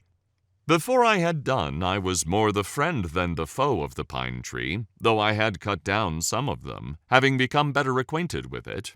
Sometimes a rambler in the woods was attracted by the sound of my axe, and we chatted pleasantly over the chips which I had made. By the middle of April, for I made no haste in my work, but rather made the most of it, my house was framed and ready for the raising. I had already bought the shanty of James Collins, an Irishman who worked on the Fitchburg Railroad, for boards. James Collins' shanty was considered an uncommonly fine one. When I called to see it, he was not at home. I walked about the outside, at first unobserved from within, the window was so deep and high. It was of small dimensions, with a peaked cottage roof, and not much else to be seen, the dirt being raised 5 feet all around as if it were a compost heap. The roof was the soundest part, though a good deal warped and made brittle by the sun. Door-sill there was none, but a perennial passage for the hens under the door-board. Mrs. C. came to the door and asked me to view it from the inside. The hens were driven in by my approach. It was dark and had a dirt floor for the most part. dank, clammy, and ague-ish, only here a board and there a board which would not bear removal. She lighted a lamp to show me the inside of the roof and the walls, and also that the board floor extended under the bed, warning me not to step into the cellar, a sort of dust hole 2 feet deep. In her own words, they were good boards overhead, good boards all around, and a good window, of 2 whole squares originally, only the cat had passed out that way lately. There was a stove, a bed, and a place to sit, an infant in the house where it was born, a silk parasol, gilt-framed looking-glass, and a patent new coffee mill nailed to an oak sapling, all told. The bargain was soon concluded, for James had in the meanwhile returned. I to pay $4.25 tonight, he to vacate at 5 tomorrow morning, selling to nobody else meanwhile. I to take possession at 6. It were well, he said, to be there early, and anticipate certain indistinct but wholly unjust claims on the score of ground rent and fuel. This, he assured me, was the only encumbrance. At 6 I passed him and his family on the road. 1 large bundle held their all, bed, coffee mill, looking-glass, hens, all but the cat. She took to the woods and became a wild cat, and, as I learned afterward, trod in a trap set for woodchucks, and so became a dead cat at last. I took down this dwelling the same morning, drawing the nails, and removed it to the pond side by small cartloads, spreading the boards on the grass there to bleach and warp back again in the sun. 1 early thrush gave me a note or 2 as I drove along the woodland path. I was informed treacherously by a young Patrick that neighbor Seeley, an Irishman, in the intervals of the carting, transferred the still tolerable straight and drivable nails, staples, and spikes to his pocket, and then stood when I came back to pass the time of day, and look freshly up, unconcerned with spring thoughts at the devastation, there being a dearth of work, as he said. He was there to represent spectatordom, and help make this seemingly insignificant event one with the removal of the gods of Troy. I dug my cellar in the side of a hill sloping to the south, where a woodchuck had formerly dug his burrow, down through sumac and blackberry roots and the lowest stain of vegetation, 6 feet square by 7 deep, to a fine sand where potatoes would not freeze in any winter. The sides were left shelving, and not stoned, but the sun having never shone on them, the sand still keeps its place. It was but 2 hours' work. I took particular pleasure in this breaking of ground, for in almost all latitudes men dig into the earth for an equable temperature. Under the most splendid house in the city is still to be found the cellar where they store their roots as of old, and long after the superstructure has disappeared, posterity remark its dent in the earth. The house is still but a sort of porch at the entrance of a burrow. At length, in the beginning of May, with the help of some of my acquaintances, rather to improve so good an occasion for neighborliness than from any necessity, I set up the frame of my house. No man was ever more honored in the character of his raisers than I. They are destined, I trust, to assist at the raising of loftier structures one day. I began to occupy my house on the 4th of July, as soon as it was boarded and roofed, for the boards were carefully feather-edged and lapped, so that it was perfectly impervious to rain. But before boarding, I laid the foundation of a chimney at one end, bringing 2 cartloads of stones up the hill from the pond in my arms. I built the chimney after my hoeing in the fall, before a fire became necessary for warmth, doing my cooking in the meanwhile out of doors on the ground, early in the morning, which mode I still think is in some respects more convenient and agreeable than the usual one. When it stormed before my bread was baked, I fixed a few boards over the fire, and sat under them to watch my loaf, and passed some pleasant hours in that way. In those days when my hands were much employed, I read but little, but the least scraps of paper which lay on the ground, my holder or tablecloth, afforded me as much entertainment, in fact answered the same purpose as the Iliad. It would be worth the while to build still more deliberately than I did, considering, for instance, what foundation a door, a window, a cellar, a garret have in the nature of man, and perchance never raising any superstructure until we found a better reason for it than our temporal necessities even. There is some of the same fitness in a man's building his own house that there is in a bird's building its own nest. Who knows but if men constructed their dwellings with their own hands, and provided food for themselves and families simply and honestly enough, the poetic faculty would be universally developed, as birds universally sing when they are so engaged? But alas, we do like cowbirds and cuckoos, which lay their eggs in nests which other birds have built, and cheer no traveler with their chattering and unmusical notes. Shall we forever resign the pleasure of construction to the carpenter? What does architecture amount to in the experience of the mass of men? I never in all my walks came across a man engaged in so simple and natural an occupation as building his house. We belong to the community. It is not the tailor alone who is the ninth part of a man. It is as much the preacher and the merchant and the farmer. Where is this division of labor to end, and what object does it finally serve? No doubt another may also think for me, but it is not therefore desirable that he should do so to the exclusion of my thinking for myself. True, there are architects, so called in this country, and I have heard of one at least possessed with the idea of making architectural ornaments have a core of truth, a necessity, and hence a beauty, as if it were a revelation to him. All very well perhaps from his point of view, but only a little better than the common dilettantism. A sentimental reformer in architecture, he began at the cornice, not at the foundation. It was only how to put a core of truth within the ornaments, that every sugar plum, in fact, might have an almond or caraway seed in it, though I hold that almonds are most wholesome without the sugar, and not how the inhabitant, the indweller, might build truly within and without, and let the ornaments take care of themselves. What reasonable man ever supposed that ornaments were something outward and in the skin merely? That the tortoise got his spotted shell, or the shellfish its mother-o'-pearl tints, by such a contract as the inhabitants of Broadway their Trinity Church? But a man has no more to do with the style of architecture of his house than a tortoise with that of its shell, nor need the soldier be so idle as to try to paint the precise color of his virtue on his standard. The enemy will find it out. He may turn pale when the trial comes. This man seemed to me to lean over the cornice and timidly whisper his half-truth to the rude occupants, who really knew it better than he. What of architectural beauty I now see, I know has gradually grown from within outward, out of the necessities and character of the indweller, who is the only builder, out of some unconscious truthfulness and nobleness, without ever a thought for the appearance. And whatever additional beauty of this kind is destined to be produced will be preceded by a like unconscious beauty of life. The most interesting dwellings in this country, as the painter knows, are the most unpretending, humble log huts and cottages of the poor commonly. It is the life of the inhabitants whose shells they are, and not any peculiarity in their surfaces merely, which makes them picturesque. And equally interesting will be the citizen's suburban box, when his life shall be as simple and as agreeable to the imagination, and there is as little straining after effect in the style of his dwelling. A great proportion of architectural ornaments are literally hollow, and a September gale would strip them off like borrowed plumes without injury to the substantials. They can do without architecture, who have no olives nor wines in the cellar.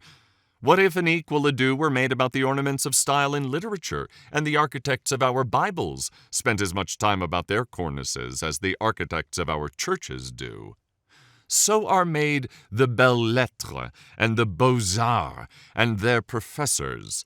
Much it concerns a man, forsooth, how a few sticks are slanted over him or under him, and what colors are daubed upon his box. It would signify somewhat, if in any earnest sense he slanted them and daubed it, but the spirit having departed out of the tenant, it is of a piece with constructing his own coffin, the architecture of the grave, and carpenter is but another name for coffin-maker. One man says in his despair or indifference to life, "Take up a handful of the earth at your feet and paint your house that color." Is he thinking of his last and narrow house? Toss up a copper for it as well. What an abundance of leisure he must have. Why do you take up a handful of dirt? Better paint your house with your own complexion. Let it turn pale or blush for you. an enterprise to improve the style of cottage architecture. When you have got my ornaments ready, I will wear them." Before winter, I built a chimney and shingled the sides of my house, which were already impervious to rain, with imperfect and sappy shingles made of the first slice of the log, whose edges I was obliged to straighten with a plane.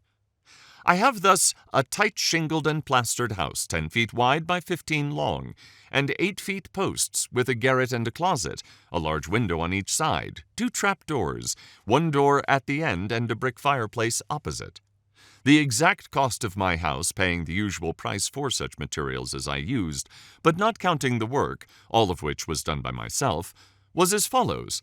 And I give the details because very few are able to tell exactly what their houses cost, and fewer still, if any, the separate cost of the various materials which compose them. Boards, $8 3.5 cents, mostly shanty boards. Refuse shingles for roof sides, $4. Laths, $1.25. 2 second-hand windows with glass, $2.43. 1,000 old brick, $4. 2 casks of lime, $2.40. That was high. Hair, 31 cents, more than I needed. Mantle tree iron, 15 cents. Nails, $3.90. Hinges and screws, 14 cents. Latch, 10 cents. Chalk, 1 penny. Transportation, $1.40. I carried a good part on my back. In all, $28, 12.5 cents. These are all the materials, excepting the timber, stones, and sand, which I claimed by squatter's right. I have also a small woodshed adjoining, made chiefly of the stuff which was left after building the house. I intend to build me a house which will surpass any on the main street in Concord in grandeur and luxury, as soon as it pleases me as much, and will cost me no more than my present one. I thus found that the student who wishes for a shelter can obtain one for a lifetime at an expense not greater than the rent which he now pays annually. If I seem to boast more than is becoming, my excuse is that I brag for humanity rather than for myself, and my shortcomings and inconsistencies do not affect the truth of my statement. Notwithstanding much cant and hypocrisy, chaff which I find it difficult to separate from my wheat, but for which I am as sorry as any man, I will breathe freely and stretch myself in this respect. It is such a relief to both the moral and physical system. And I am resolved that I will not through humility become the devil's attorney. I will endeavor to speak a good word for the truth. At Cambridge College, the mere rent of a student's room, which is only a little larger than my own, is $30 each year, though the corporation had the advantage of building 32 side by side and under one roof, and the occupant suffers the inconvenience of many and noisy neighbors and perhaps a residence in the 4th story. I cannot but think that if we had more true wisdom in these respects, not only less education would be needed, because, forsooth, more would already have been acquired, but the pecuniary expense of getting an education would in great measure vanish. Those conveniences which the student requires at Cambridge or elsewhere cost him or somebody else 10 times as great a sacrifice of life as they would with proper management on both sides. Those things for which the most money is demanded are never the things which the student most wants. Tuition, for instance, is an important item in the term bill, while for the far more valuable education which he gets by associating with the most cultivated of his contemporaries, no charge is made. The mode of founding a college is, commonly, to get up a subscription of dollars and cents, and then, following blindly the principles of a division of labor to its extreme, a principle which should never be followed, but with circumspection, to call in a contractor who makes this a subject of speculation, and he employs Irishmen or other operatives actually to lay the foundations, while the students that are to be are said to be fitting themselves for it, and for these oversights successive generations have to pay. I think that it would be better than this for the students, or those who desire to be benefited by it, even to lay the foundation themselves. The student who secures his coveted leisure and retirement by systematically shirking any labor necessary to man obtains but an ignoble and unprofitable leisure, defrauding himself of the experience which alone can make leisure fruitful. But, says one, you do not mean that the students should go to work with their hands instead of their heads? I do not mean that exactly, but I mean something which he might think a good deal like that. I mean that they should not play life or study it merely, while the community supports them at this expensive game, but earnestly live it from beginning to end. How could youths better learn to live than by at once trying the experiment of living? Methinks this would exercise their minds as much as mathematics.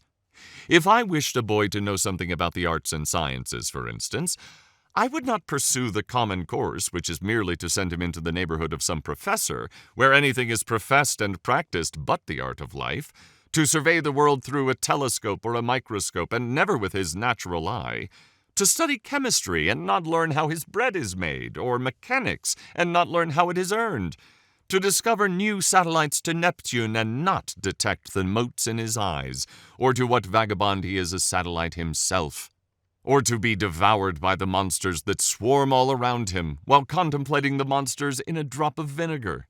Which would have advanced the most at the end of a month? The boy who had made his own jackknife from the ore which he had dug and smelted, reading as much as would be necessary for this, or the boy who had attended the lecture on metallurgy at the Institute in the meanwhile and had received a Rogers penknife from his father? Which would be most likely to cut his fingers? To my astonishment, I was informed on leaving college that I had studied navigation. Why, if I had taken one turn down the harbor, I should have known more about it. Even the poor student studies and is taught only political economy, while that economy of living which is synonymous with philosophy is not even sincerely professed in our colleges. The consequence is that while he is reading Adam Smith, Ricardo, and Say, he runs his father in debt irretrievably. As with our colleges, so with 100 modern improvements. There is an illusion about them. There is not always a positive advance. The devil goes on exacting compound interests to the last for his early share and numerous succeeding investments in them. Our inventions are wont to be pretty toys which distract our attention from serious things. They are but improved means to an unimproved end, an end which it was already but too easy to arrive at, as railroads lead to Boston or New York. We are in great haste to construct a magnetic telegraph from Maine to Texas, but Maine and Texas, it may be, have nothing important to communicate.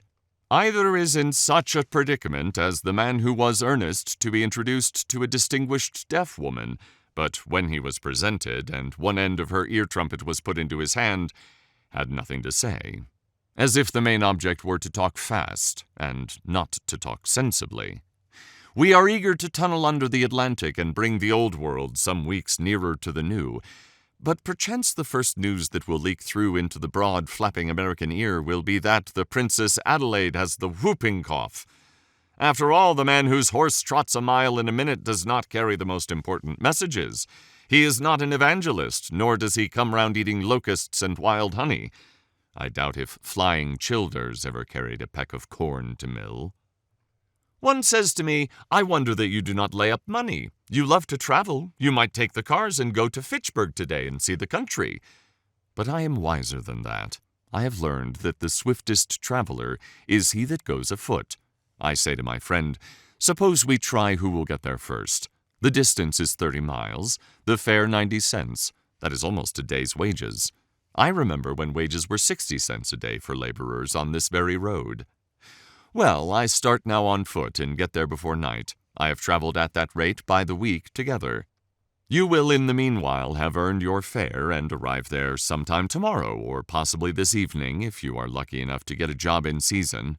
Instead of going to Fitchburg, you will be working here the greater part of the day, and so if the railroad reached round the world, I think that I should keep ahead of you. And as for seeing the country and getting experience of that kind, I should have to cut your acquaintance altogether.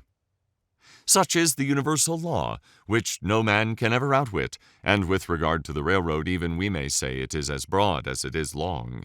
To make a railroad round the world available to all mankind is equivalent to grading the whole surface of the planet.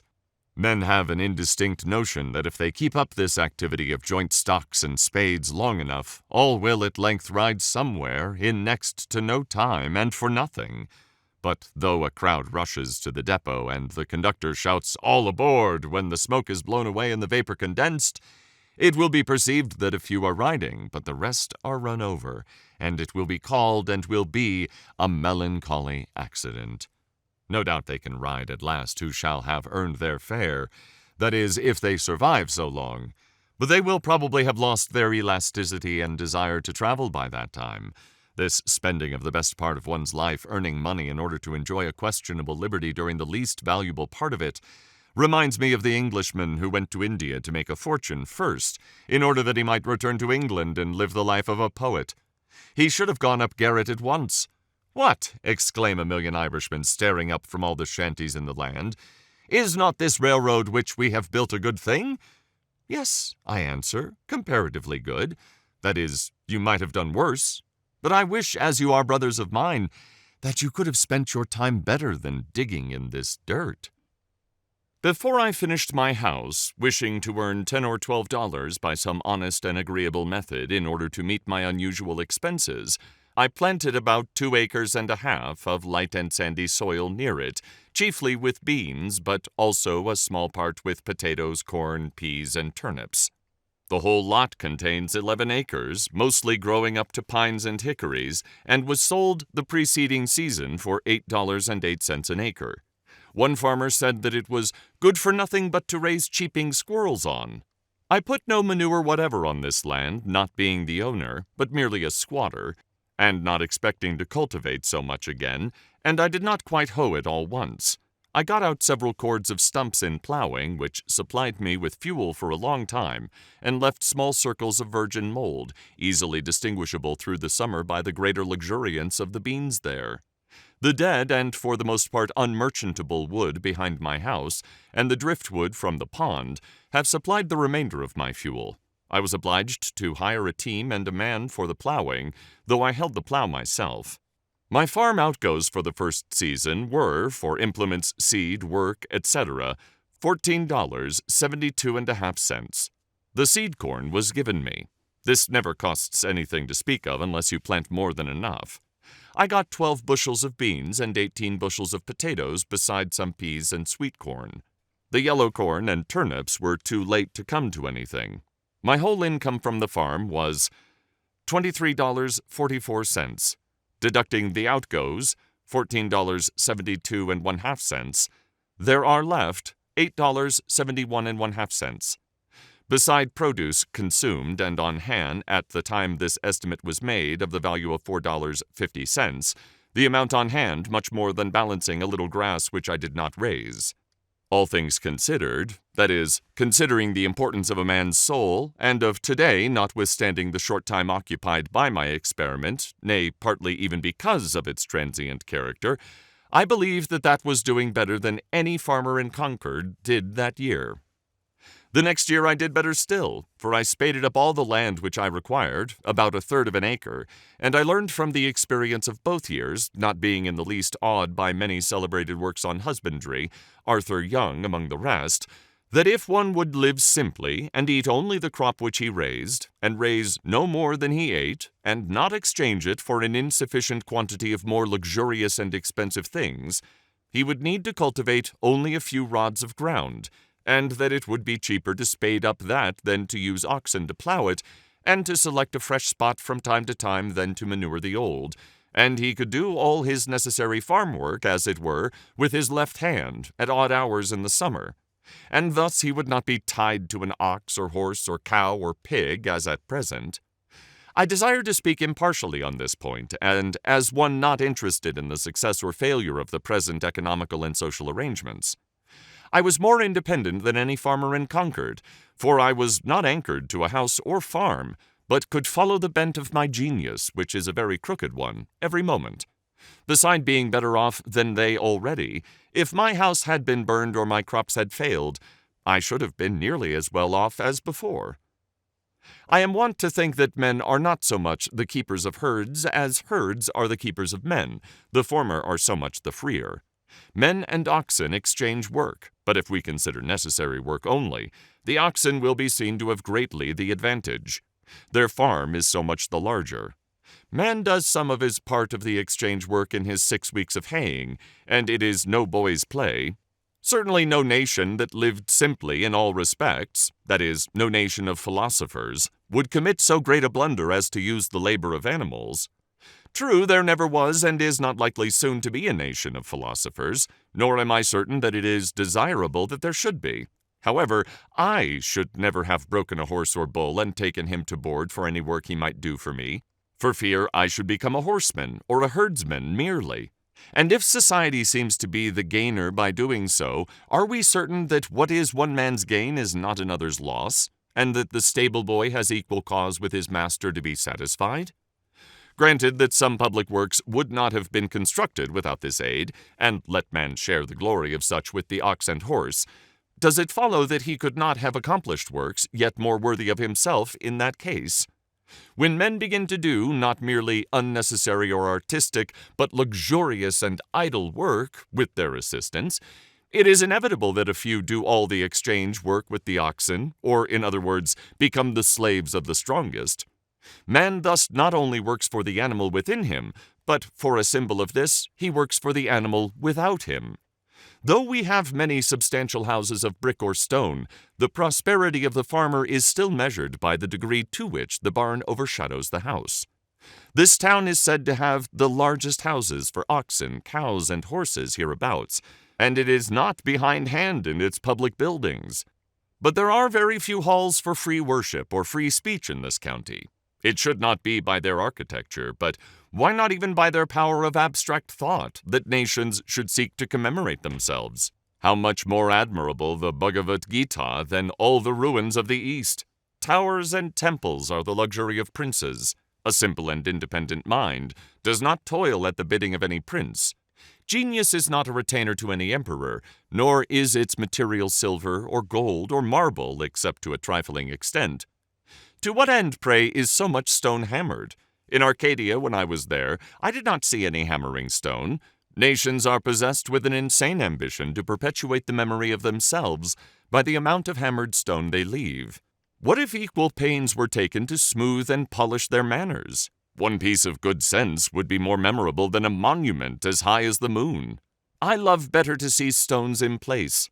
The grandeur of Thebes was a vulgar grandeur. More sensible is a rod of stone wall that bounds an honest man's field than 100 gated Thebes that has wandered farther from the true end of life. The religion and civilization which are barbaric and heathenish build splendid temples, but what you might call Christianity does not. Most of the stone a nation hammers goes toward its tomb only. It buries itself alive. As for the pyramids, there is nothing to wonder at in them so much as the fact that so many men could be found degraded enough to spend their lives constructing a tomb for some ambitious booby, whom it would have been wiser and manlier to have drowned in the Nile and then given his body to the dogs. I might possibly invent some excuse for them and him, but I have no time for it. As for the religion and love of art of the builders, it is much the same all the world over, whether the building be an Egyptian temple or the United States Bank. It costs more than it comes to. The mainspring is vanity, assisted by the love of garlic and bread and butter. Mr. Balcom, a promising young architect, designs it on the back of his Virtuvius with hard pencil and ruler, and the job is let out to Dobson and Sons, stonecutters. When the 30 centuries begin to look down on it, mankind begin to look up at it. As for your high towers and monuments, there was a crazy fellow once in this town who undertook to dig through to China, and he got so far that, as he said, he heard the Chinese pots and kettles rattle. But I think that I shall not go out of my way to admire the hole which he made. Many are concerned about the monuments of the West and East, to know who built them. For my part, I should like to know who in those days did not build them. Who were above such trifling? But to proceed with my statistics. By surveying carpentry and day labor of various other kinds in the village in the meanwhile, for I have as many trades as fingers, I had earned $13.34. The expense of food for 8 months, namely from July 4th to March 1st, the time when these estimates were made, though I lived there more than 2 years, not counting potatoes, a little green corn, and some peas which I had raised, nor considering the value of what was on hand at the last date, was rice, $1.73½ molasses, $1.73, cheapest form of the saccharin, rye meal, $1.04¾ Indian meal, 99¾ cents, cheaper than rye, pork, 22 cents. All experiments which failed. Flour, 88 cents. Costs more than Indian meal, both money and trouble. Sugar, 80 cents. Lard, 65 cents. Apples, 25 cents. Dried apple, 22 cents. Sweet potatoes, 10 cents. 1 pumpkin, 6 cents. 1 watermelon, 2 cents. Salt, 3 cents. Yes, I did eat $8.74 all told, but I should not thus unblushingly publish my guilt if I did not know that most of my readers were equally guilty with myself, and that their deeds would look no better in print. The next year I sometimes caught a mess of fish for my dinner, and once I went so far as to slaughter a woodchuck which ravaged my bean field, effect his transmigration, as a Tartar would say, and devour him, partly for experiment's sake. But though it afforded me a momentary enjoyment, notwithstanding a musky flavor, I saw that the longest use would not make that a good practice, however it might seem to have your woodchucks ready dressed by the village butcher. Clothing and some incidental expenses within the same dates, though little can be inferred from this item, amounted to $8.40 Oil and some household utensils, $2. So that all the pecuniary outgoes, excepting for washing and mending, which for the most part were done out of the house, and their bills have not yet been received, and these are all and more than all the ways by which money necessarily goes out in this part of the world, were: house, $28.12 farm, 1 year, $14.72 food, 8 months, $8.74 clothing, etc., 8 months, $8.40 oil, etc., 8 months, $2. In all, $61.99 I address myself now to those of my readers who have a living to get, and to meet this I have for farm produce sold $23.44, earned by day labor $13.34, in all $36.78, which, subtracted from the sum of the outgoes, leaves a balance of $25.21 on the one side, this being very nearly the means with which I started and the measure of expenses to be incurred, and on the other, beside the leisure and independence and health thus secured, a comfortable house for me as long as I choose to occupy it. These statistics, however accidental and therefore uninstructive they may appear, as they have a certain completeness, have a certain value also. Nothing was given me of which I have not rendered some account. It appears from the above estimate that my food alone cost me in money about 27 cents a week. It was for nearly 2 years after this rye and Indian meal without yeast, potatoes, rice, a very little salt pork, molasses, and salt, and my drink, water.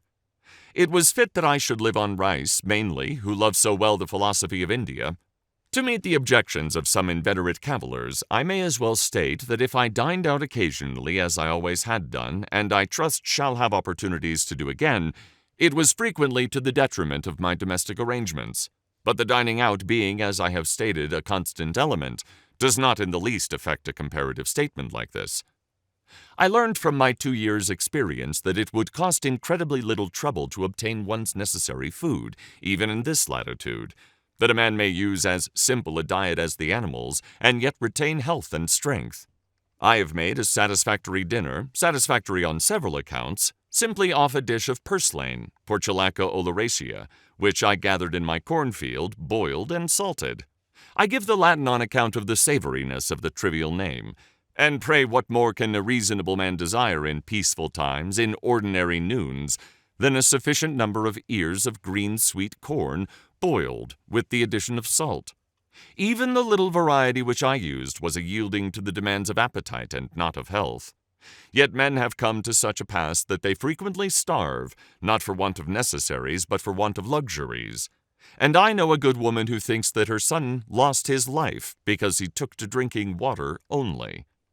The reader will perceive that I am treating the subject rather from an economic than a dietetic point of view, and he will not venture to put my abstemiousness to the test unless he has a well-stocked larder. Bread I at first made of pure Indian meal and salt, genuine hoe cakes, which I baked before my fire out of doors on a shingle or the end of a stick of timber sawed off in building my house. But it was wont to get smoked and have a piney flavor. I tried flour also, but have at last found a mixture of rye and Indian meal most convenient and agreeable. In cold weather it was no little amusement to bake several small loaves of this in succession, tending and turning them as carefully as an Egyptian his hatching eggs. They were a real cereal fruit which I ripened, and they had, to my senses, a fragrance like that of other noble fruits, which I kept in as long as possible by wrapping them in cloths.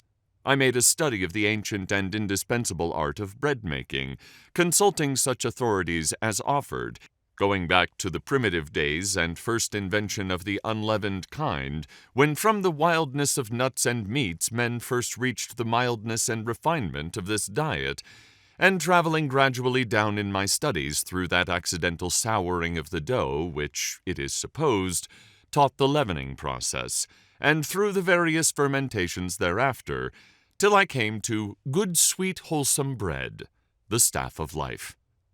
Leaven, which some deem the soul of bread, the spiritus, which fills its cellular tissue, which is religiously preserved like the vestal fire, some precious bottleful, I suppose, first brought over in the Mayflower, did the business for America, and its influence is still rising, swelling, spreading in cerealian billows over the land.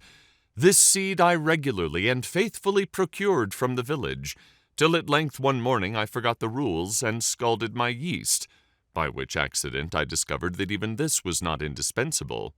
For my discoveries were not by the synthetic but analytic process, and I have gladly omitted it, since, though most housewives earnestly assured me that safe and wholesome bread without yeast might not be, and elderly people prophesied a speedy decay of the vital forces, yet I find it not to be an essential ingredient, and after going without it for a year, am still in the land of the living, and I am glad to escape the trivialness of carrying a bottleful in my pocket, which would sometimes pop and discharge its contents to my discomfiture. It is simpler and more respectable to omit it. Man is an animal who more than any other can adapt himself to all climates and circumstances. Neither did I put any sal soda or other acid or alkali into my bread. It would seem that I made it according to the recipe which Marcus Porcius Cato gave about 2 centuries before Christ. Panem depsticium sic facito, manus mortarium que bene lavato, farinam in moritarium indito, aquae paulatim adito, subigitoque pulcre, ubi bene subegeris definigito coquitoque sub testo, which I take to mean, make kneaded bread thus, wash your hands and trough well, put the meal into the trough, add water gradually and knead it thoroughly. When you have kneaded it well, mold it and bake it under a cover, that is, in a baking kettle. Not a word about leaven, but I did not always use this staff of life. At one time, owing to the emptiness of my purse, I saw none of it for more than a month. Every New Englander might easily raise all his own breadstuffs in this land of rye and Indian corn, and not depend on distant and fluctuating markets for them. Yet so far are we from simplicity and independence that, in Concord, fresh and sweet meal is rarely sold in the shops, and hominy and corn, in a still coarser form, are hardly used by any. For the most part, the farmer gives to his cattle and hogs the grain of his own producing, and buys flour, which is at least no more wholesome, at a greater cost at the store. I saw that I could easily raise my bushel or 2 of rye and Indian corn, for the former will grow on the poorest land, and the latter does not require the best, and grind them in a hand mill, and so do without rice and pork. And if I must have some concentrated sweet, I found by experiment that I could make a very good molasses either of pumpkins or beets, and I knew that I needed only to set out a few maples to obtain it more easily still, and while these were growing I could use various substitutes beside those which I have named. For, as the forefathers sang, we can make liquor to sweeten our lips of pumpkins and parsnips and walnut tree chips. Finally, as for salt, that grossest of groceries, to obtain this might be a fit occasion for a visit to the seashore, or if I did without it altogether, I should probably drink the less water. I do not learn that the Indians ever troubled themselves to go after it. Thus I could avoid all trade and barter so far as my food was concerned, and having a shelter already, it would only remain to get clothing and fuel. The pantaloons which I now wear were woven in a farmer's family. Thank heaven there is so much virtue still in man, for I think the fall from the farmer to the operative as great and memorable as that from the man to the farmer, and in a new country fuel is an encumbrance. As for a habitat, if I were not permitted still to squat, I might purchase 1 acre at the same price for which the land I cultivated was sold, namely $8.08. But as it was, I considered that I enhanced the value of the land by squatting on it. There is a certain class of unbelievers who sometimes ask me such questions as, if I think that I can live on vegetable food alone, and to strike at the root of the matter at once, for the root is faith, I am accustomed to answer such, that I can live on board nails. If they cannot understand that, they cannot understand much that I have to say. For my part, I am glad to hear of experiments of this kind being tried, as that a young man tried for a fortnight to live on hard raw corn on the ear, using his teeth for all mortar. The squirrel tribe tried the same and succeeded. The human race is interested in these experiments, though a few old women who are incapacitated for them, or who own their thirds in mills, may be alarmed. My furniture, part of which I made myself and the rest cost me nothing, of which I have not rendered an account, consisted of a bed, a table, a desk, 3 chairs, a looking-glass 3 inches in diameter, a pair of tongs and andirons, a kettle, a skillet, and a frying-pan, a dipper, a washbowl, 2 knives and forks, 3 plates, 1 cup, 1 spoon, a jug for oil, a jug for molasses, and a japanned lamp. None is so poor that he need sit on a pumpkin. That is shiftlessness. There is a plenty of such chairs as I like best in the village garrets to be had for taking them away. Furniture. Thank God I can sit and I can stand without the aid of a furniture warehouse. What man but a philosopher would not be ashamed to see his furniture packed in a cart and going up country, exposed to the light of heaven and the eyes of men, a beggarly account of empty boxes? That is Spaulding's furniture. I could never tell from inspecting such a load whether it belonged to a so-called rich man or a poor one. The owner always seemed poverty-stricken. Indeed, the more you have of such things, the poorer you are. Each load looks as if it contained the contents of a dozen shanties, and if one shanty is poor, this is a dozen times as poor. Pray, for what do we move ever but to get rid of our furniture, our exuviae, at last to go from this world to another newly furnished, and leave this to be burned? It is the same as if all these traps were buckled to a man's belt, and he could not move over the rough country where our lines are cast without dragging his trap. He was a lucky fox that left his tail in the trap. The muskrat will gnaw his 3rd leg off to be free. No wonder man has lost his elasticity. How often he is at a dead set. Sir, if I may be so bold, what do you mean by a dead set? If you are a seer, whenever you see a man, you will see all that he owns, aye, and much that he pretends to disown, behind him, even to his kitchen furniture and all the trumpery which he saves and will not burn, and he will appear to be harnessed to it and making what headway he can. I think that the man is at a dead set who has got through a knothole or gateway where his sledge-load of furniture cannot follow him. I cannot but feel compassion when I hear some trig, compact-looking man, seemingly free, all girded and ready, speak of his furniture, as whether it is insured or not. But what shall I do with my furniture? My gay butterfly is entangled in a spider's web, then. Even those who seem for a long while not to have any, if you inquire more narrowly, you will find have some stored in somebody's barn.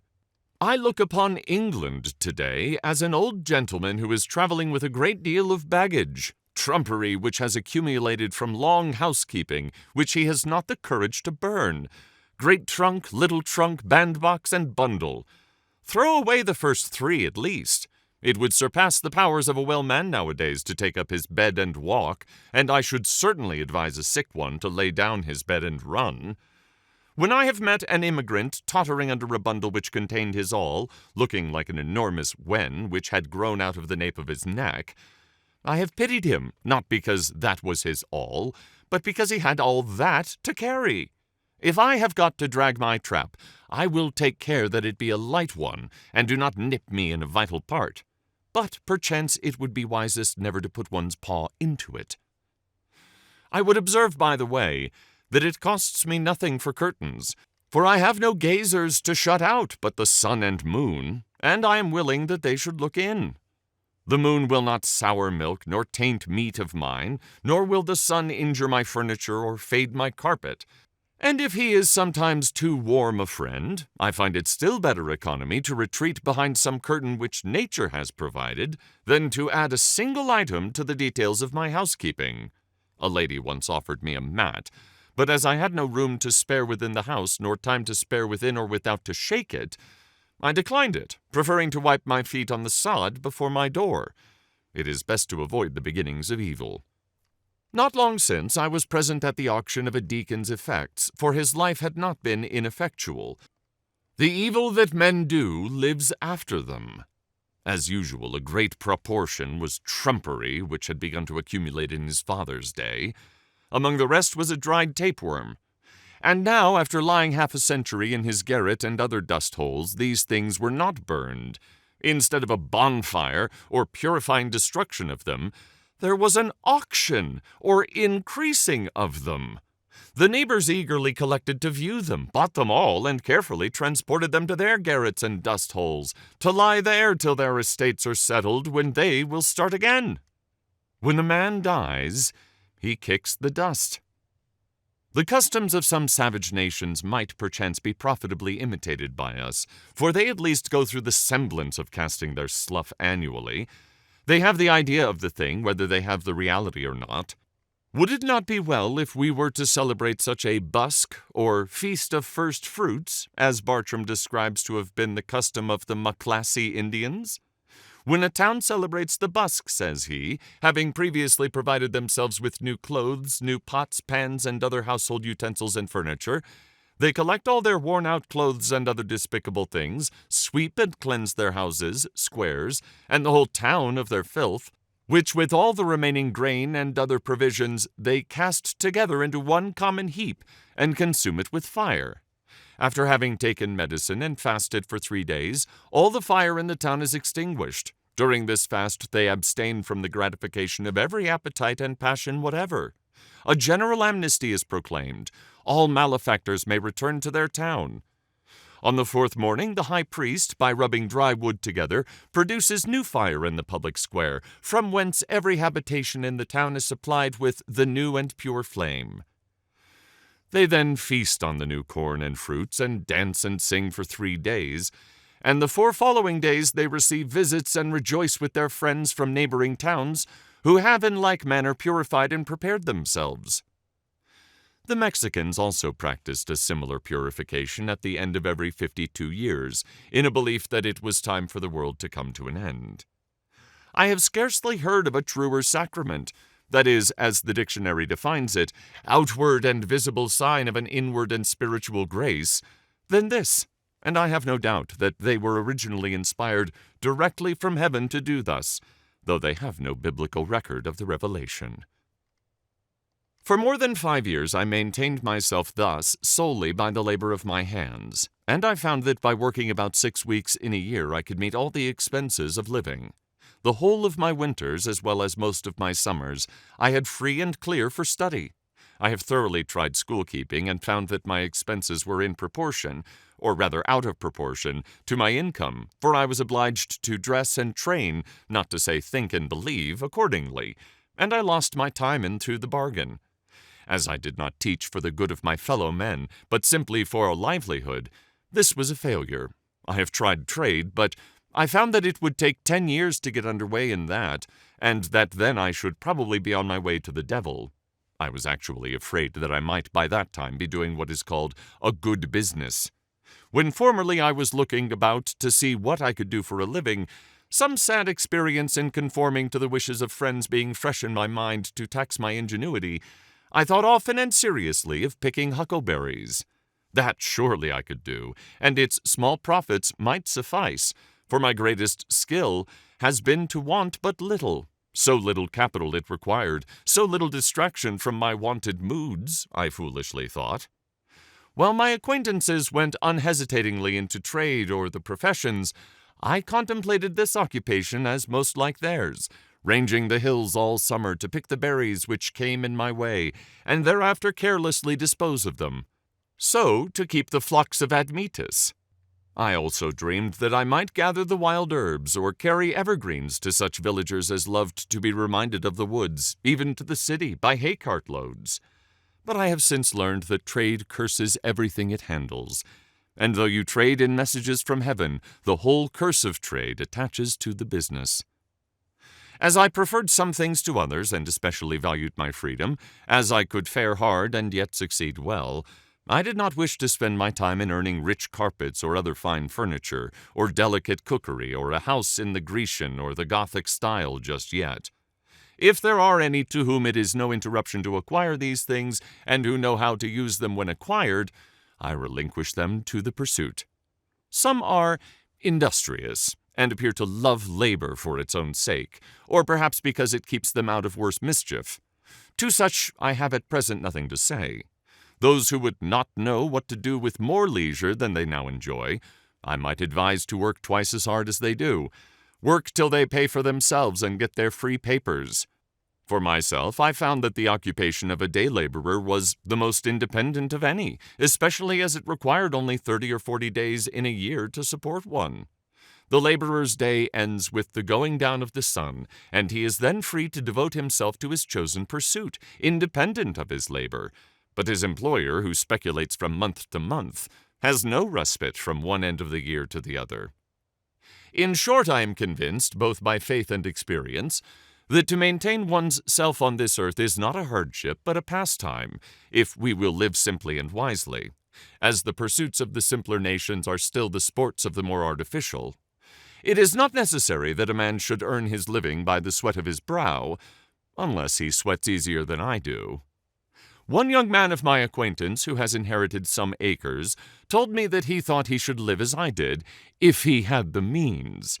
I would not have anyone adopt my mode of living on any account, for beside that before he has fairly learned it I may have found out another for myself, I desire that there may be as many different persons in the world as possible. But I would have each one be very careful to find out and pursue his own way, and not his father's or his mother's or his neighbor's instead. The youth may build or plant or sail, only let him not be hindered from doing that which he tells me he would like to do. It is by a mathematical point only that we are wise, as the sailor or the fugitive slave keeps the pole star in his eye, but that is sufficient guidance for all our life. We may not arrive at our port within a calculable period, but we would preserve the true course. Undoubtedly, in this case, what is true for one is truer still for 1,000, as a large house is not proportionally more expensive than a small one, since one roof may cover, one cellar underlie, and one wall separate several apartments. But for my part I preferred the solitary dwelling. Moreover, it will commonly be cheaper to build the whole yourself than to convince another of the advantage of the common wall. And when you have done this, the common partition, to be much cheaper, must be a thin one, and that other may prove a bad neighbor, and also not keep his side in repair. The only cooperation which is commonly possible is exceedingly partial and superficial. And what little true cooperation there is as if it were not, being a harmony inaudible to men. If a man has faith, he will cooperate with equal faith everywhere. If he has not faith, he will continue to live like the rest of the world, whatever company he is joined to. To cooperate in the highest as well as the lowest sense means to get our living together. I heard it proposed lately that 2 young men should travel together over the world, the one without money, earning his means as he went, before the mast and behind the plow, the other carrying a bill of exchange in his pocket. It would be easy to see that they could not long be companions or cooperate, since one would not operate at all. They would part at the first interesting crisis in their adventures. Above all, as I have implied, the man who goes alone can start today. But he who travels with another must wait till that other is ready, and it may be a long time before they get off. But all this is very selfish, I have heard some of my townsmen say. I confess that I have hitherto indulged very little in philanthropic enterprises. I have made some sacrifices to a sense of duty, and among others have sacrificed this pleasure also. There are those who have used all their arts to persuade me to undertake the support of some poor family in the town. And if I had nothing to do, for the devil finds employment for the idle, I might try my hand at some such pastime as that. However, when I have thought to indulge myself in this respect, and lay their heaven under an obligation by maintaining certain poor persons in all respects as comfortably as I maintain myself, and have even ventured so far as to make them the offer, they have one and all unhesitatingly preferred to remain poor. While my townsmen and women are devoted in so many ways to the good of their fellows, I trust that one at least may be spared to other and less humane pursuits. You must have a genius for charity as well as for anything else. As for doing good, that is one of the professions which are full. Moreover, I have tried it fairly, and, strange as it may seem, am satisfied that it does not agree with my constitution. Probably I should not consciously and deliberately forsake my particular calling to do the good which society demands of me, to save the universe from annihilation, and I believe that a like but infinitely greater steadfastness elsewhere is all that now preserves it. But I would not stand between any man and his genius, and to him who does this work which I decline, with his whole heart and soul and life, I would say, persevere, even if the world call it doing evil, as it is most likely they will. I am far from supposing that my case is a peculiar one. No doubt many of my readers would make a similar defense. At doing something, I will not engage that my neighbors shall pronounce it good, I do not hesitate to say that I should be a capital fellow to hire, but what that is, it is for my employer to find out. What good I do in the common sense of that word must be aside from my main path, and for the most part wholly unintended. Men say, practically, begin where you are and such as you are, without aiming mainly to become of more worth, and with kindness aforethought go about doing good. If I were to preach at all in this strain, I should say rather, set about being good, as if the sun should stop when he had kindled his fires up to the splendor of a moon or a star of the 6th magnitude, and go about like a Robin Goodfellow, peeping in at every cottage window, inspiring lunatics and tainting meats and making darkness visible, instead of steadily increasing his genial heat and beneficence till he is of such brightness that no mortal can look him in the face, and then and in the meanwhile, too, going about the world in his own orbit, doing it good, or rather, as a truer philosophy has discovered, the world going about him getting good. When Phaeton, wishing to prove his heavenly birth by his beneficence, had the sun's chariot but one day, and drove out of the beaten track, he burned several blocks of houses in the lower streets of heaven, and scorched the surface of the earth, and dried up every spring, and made the great desert of Sahara, till at length Jupiter hurled him headlong to the earth with a thunderbolt, and the sun, through grief at his death, did not shine for a year. There is no odor so bad as that which arises from goodness tainted. It is human, it is divine carrion. If I knew for a certainty that a man was coming to my house with the conscious design of doing me good, I should run for my life, as from that dry and parching wind of the African deserts called the simoom, which fills the mouth and nose and ears and eyes with dust till you are suffocated, for fear that I should get some of his good done to me, some of its virus mingled with my blood.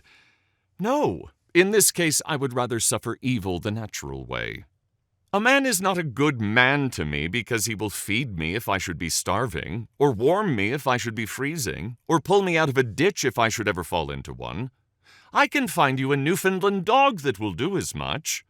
Philanthropy is not love for one's fellow man in the broadest sense. Howard was no doubt an exceedingly kind and worthy man in his way, and has his reward. But comparatively speaking, what are 100 Howards to us, if their philanthropy do not help us in our best estate, when we are most worthy to be helped? I never heard of a philanthropic meeting in which it was sincerely proposed to do any good to me or the like of me. The Jesuits were quite balked by those Indians who, being burned at the stake, suggested new modes of torture to their tormentors. Being superior to physical suffering, it sometimes chanced that they were superior to any consolation which the missionaries could offer. And the law to do as you would be done by fell with less persuasiveness on the ears of those who, for their part, did not care how they were done by, who loved their enemies after a new fashion, and came very near freely forgiving them all they did. Be sure that you give the poor the aid they most need, though it be your example which leaves them far behind. If you give money, spend yourself with it, and do not merely abandon it to them. We make curious mistakes sometimes. Often the poor man is not so cold and hungry as he is dirty and ragged and gross. It is partly his taste, and not merely his misfortune. If you give him money, he will perhaps buy more rags with it. I was wont to pity the clumsy Irish laborers who cut ice on the pond, in such mean and ragged clothes, while I shivered in my more tidy and somewhat more fashionable garments, till one bitter cold day one who had slipped into the water came to my house to warm him, and I saw him strip off 3 pairs of pants and 2 pairs of stockings ere he got down to the skin, though they were dirty and ragged enough, it is true, and that he could afford to refuse the extra garments which I offered him, he had so many intra ones. This ducking was the very thing he needed. Then I began to pity myself, and I saw that it would be a greater charity to bestow on me a flannel shirt than a whole slop shop on him. There are 1,000 hacking at the branches of evil to one who is striking at the root, and it may be that he who bestows the largest amount of time and money on the needy is doing the most by his mode of life to produce that misery which he strives in vain to relieve. It is the pious slave breeder devoting the proceeds of every 10th slave to buy a Sunday's liberty for the rest. Some show their kindness to the poor by employing them in their kitchens. Would they not be kinder if they employed themselves there? You boast of spending a 10th part of your income in charity. Maybe you should spend the 9/10 so, and done with it. Society recovers only a 10th part of the property then. Is this owing to the generosity of him in whose possession it is found, or to the remissness of the officers of justice? Philanthropy is almost the only virtue which is sufficiently appreciated by mankind. Nay, it is greatly overrated, and it is our selfishness which overrates it. A robust poor man, one sunny day here in Concord, praised a fellow townsman to me because, as he said, he was kind to the poor, meaning himself. The kind uncles and aunts of this race are more esteemed than its true spiritual fathers and mothers. I once heard a reverend lecturer on England, a man of learning and intelligence, after enumerating her scientific, literary, and political worthies, Shakespeare, Bacon, Cromwell, Milton, Newton, and others, speak next of her Christian heroes whom, as if his profession required it of him, he elevated to a place far above all the rest, as the greatest of the great. They were Penn, Howard, and Mrs. Fry. Everyone must feel the falsehood and cant of this. The last were not England's best men and women, only perhaps her best philanthropists.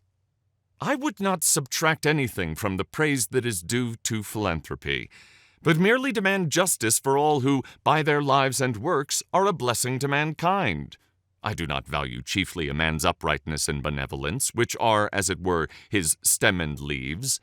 Those plants of whose greenness withered we make herb tea for the sick serve but a humble use, and are most employed by quacks. I want the flower and fruit of a man, that some fragrance be wafted over from him to me, and some ripeness flavor our intercourse. His goodness must not be a partial and transitory act, but a constant superfluity, which costs him nothing, and of which he is unconscious. This is a charity that hides a multitude of sins. The philanthropist too often surrounds mankind with the remembrance of his own cast-off griefs as an atmosphere, and calls it sympathy. We should impart our courage and not our despair, our health and ease and not our dis-ease, and take care that this does not spread by contagion. From what southern plains comes up the voice of wailing? Under what latitudes reside the heathen to whom we would send light? Who is that intemperate and brutal man whom we would redeem? If anything ail a man so that he does not perform his functions, if he have a pain in his bowels even, for that is the seat of sympathy, he forthwith sets about reforming the world. Being a microcosm himself, he discovers, and it is a true discovery, and he is the man to make it, that the world has been eating green apples. To his eyes, in fact, the globe itself is a great green apple, which there is danger awful to think of that the children of men will nibble before it is ripe. And straightway his drastic philanthropy seeks out the Eskimo and the Patagonian and embraces the populous Indian and Chinese villages. And thus, by a few years of philanthropic activity, the powers in the meanwhile using him for their own ends, no doubt, he cures himself of his dyspepsia. The globe acquires a faint blush on one or both of its cheeks, as if it were beginning to be ripe, and life loses its crudity and is once more sweet and wholesome to live. I never dreamed of any enormity greater than I have committed. I never knew and never shall know a worse man than myself. I believe that what so saddens the reformer is not his sympathy with his fellows in distress, but though he be the holiest Son of God, is his private ail. Let this be righted, let the spring come to him, the morning rise over his couch, and he will forsake his generous companions without apology. My excuse for not lecturing against the use of tobacco is that I never chewed it. That is a penalty which reformed tobacco chewers have to pay, though there are things enough I have chewed which I could lecture against. If you should ever be betrayed into any of these philanthropies, do not let your left hand know what your right hand does, for it is not worth knowing. Rescue the drowning and tie your shoestrings. Take your time and set about some free labor. Our manners have been corrupted by communication with the saints. Our hymn books resound with a melodious cursing of God and enduring Him forever. One would say that even the prophets and redeemers had rather consoled the fears than confirmed the hopes of man. There is nowhere recorded a simple and irrepressible satisfaction with the gift of life, any memorable praise of God. All health and success does me good, however far off and withdrawn it may appear. All disease and failure helps to make me sad and does me evil, however much sympathy it may have with me or I with it.